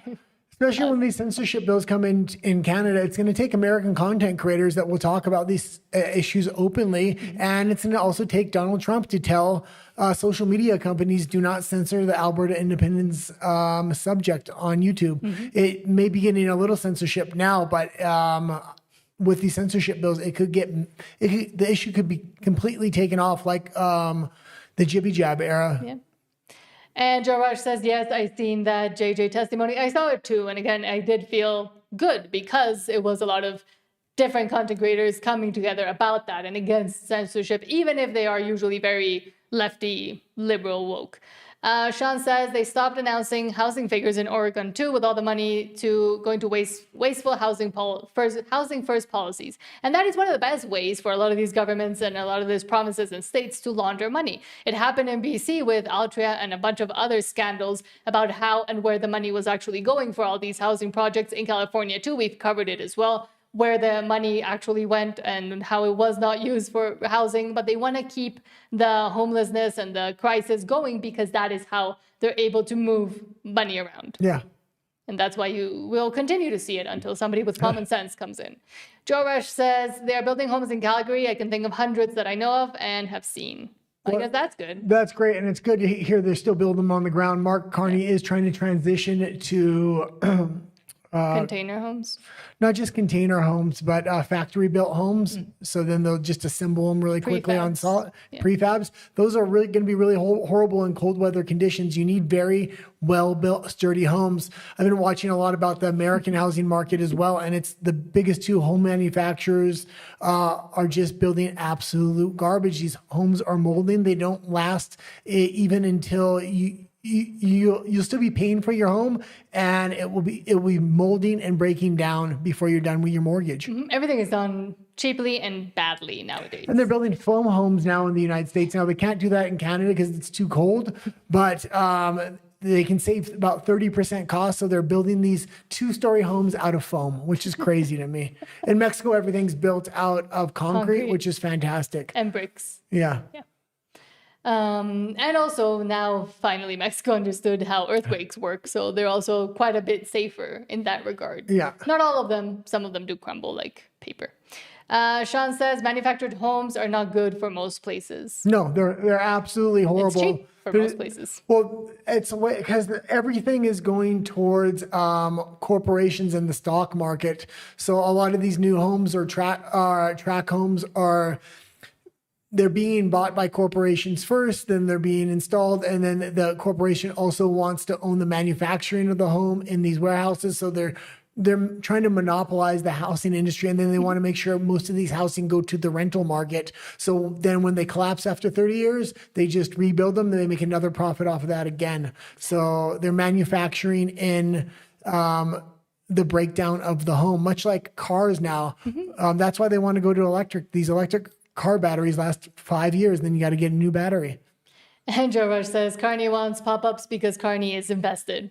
That too. And again, it is all for the profit and the stock market. But now we are heading over to RUMBLE. If you haven't subscribed here on YouTube, please do so. It's the thing that helps us the most right now, especially when we're trying to get interviews with interesting guests or people involved with the Alberta independence movement. It always helps to have a bit more subscribers. But thank you for all your support, and hopefully you have a great weekend. But we'll see you over on Rumble in just a few seconds, and I'll play the waiting thing in a bit.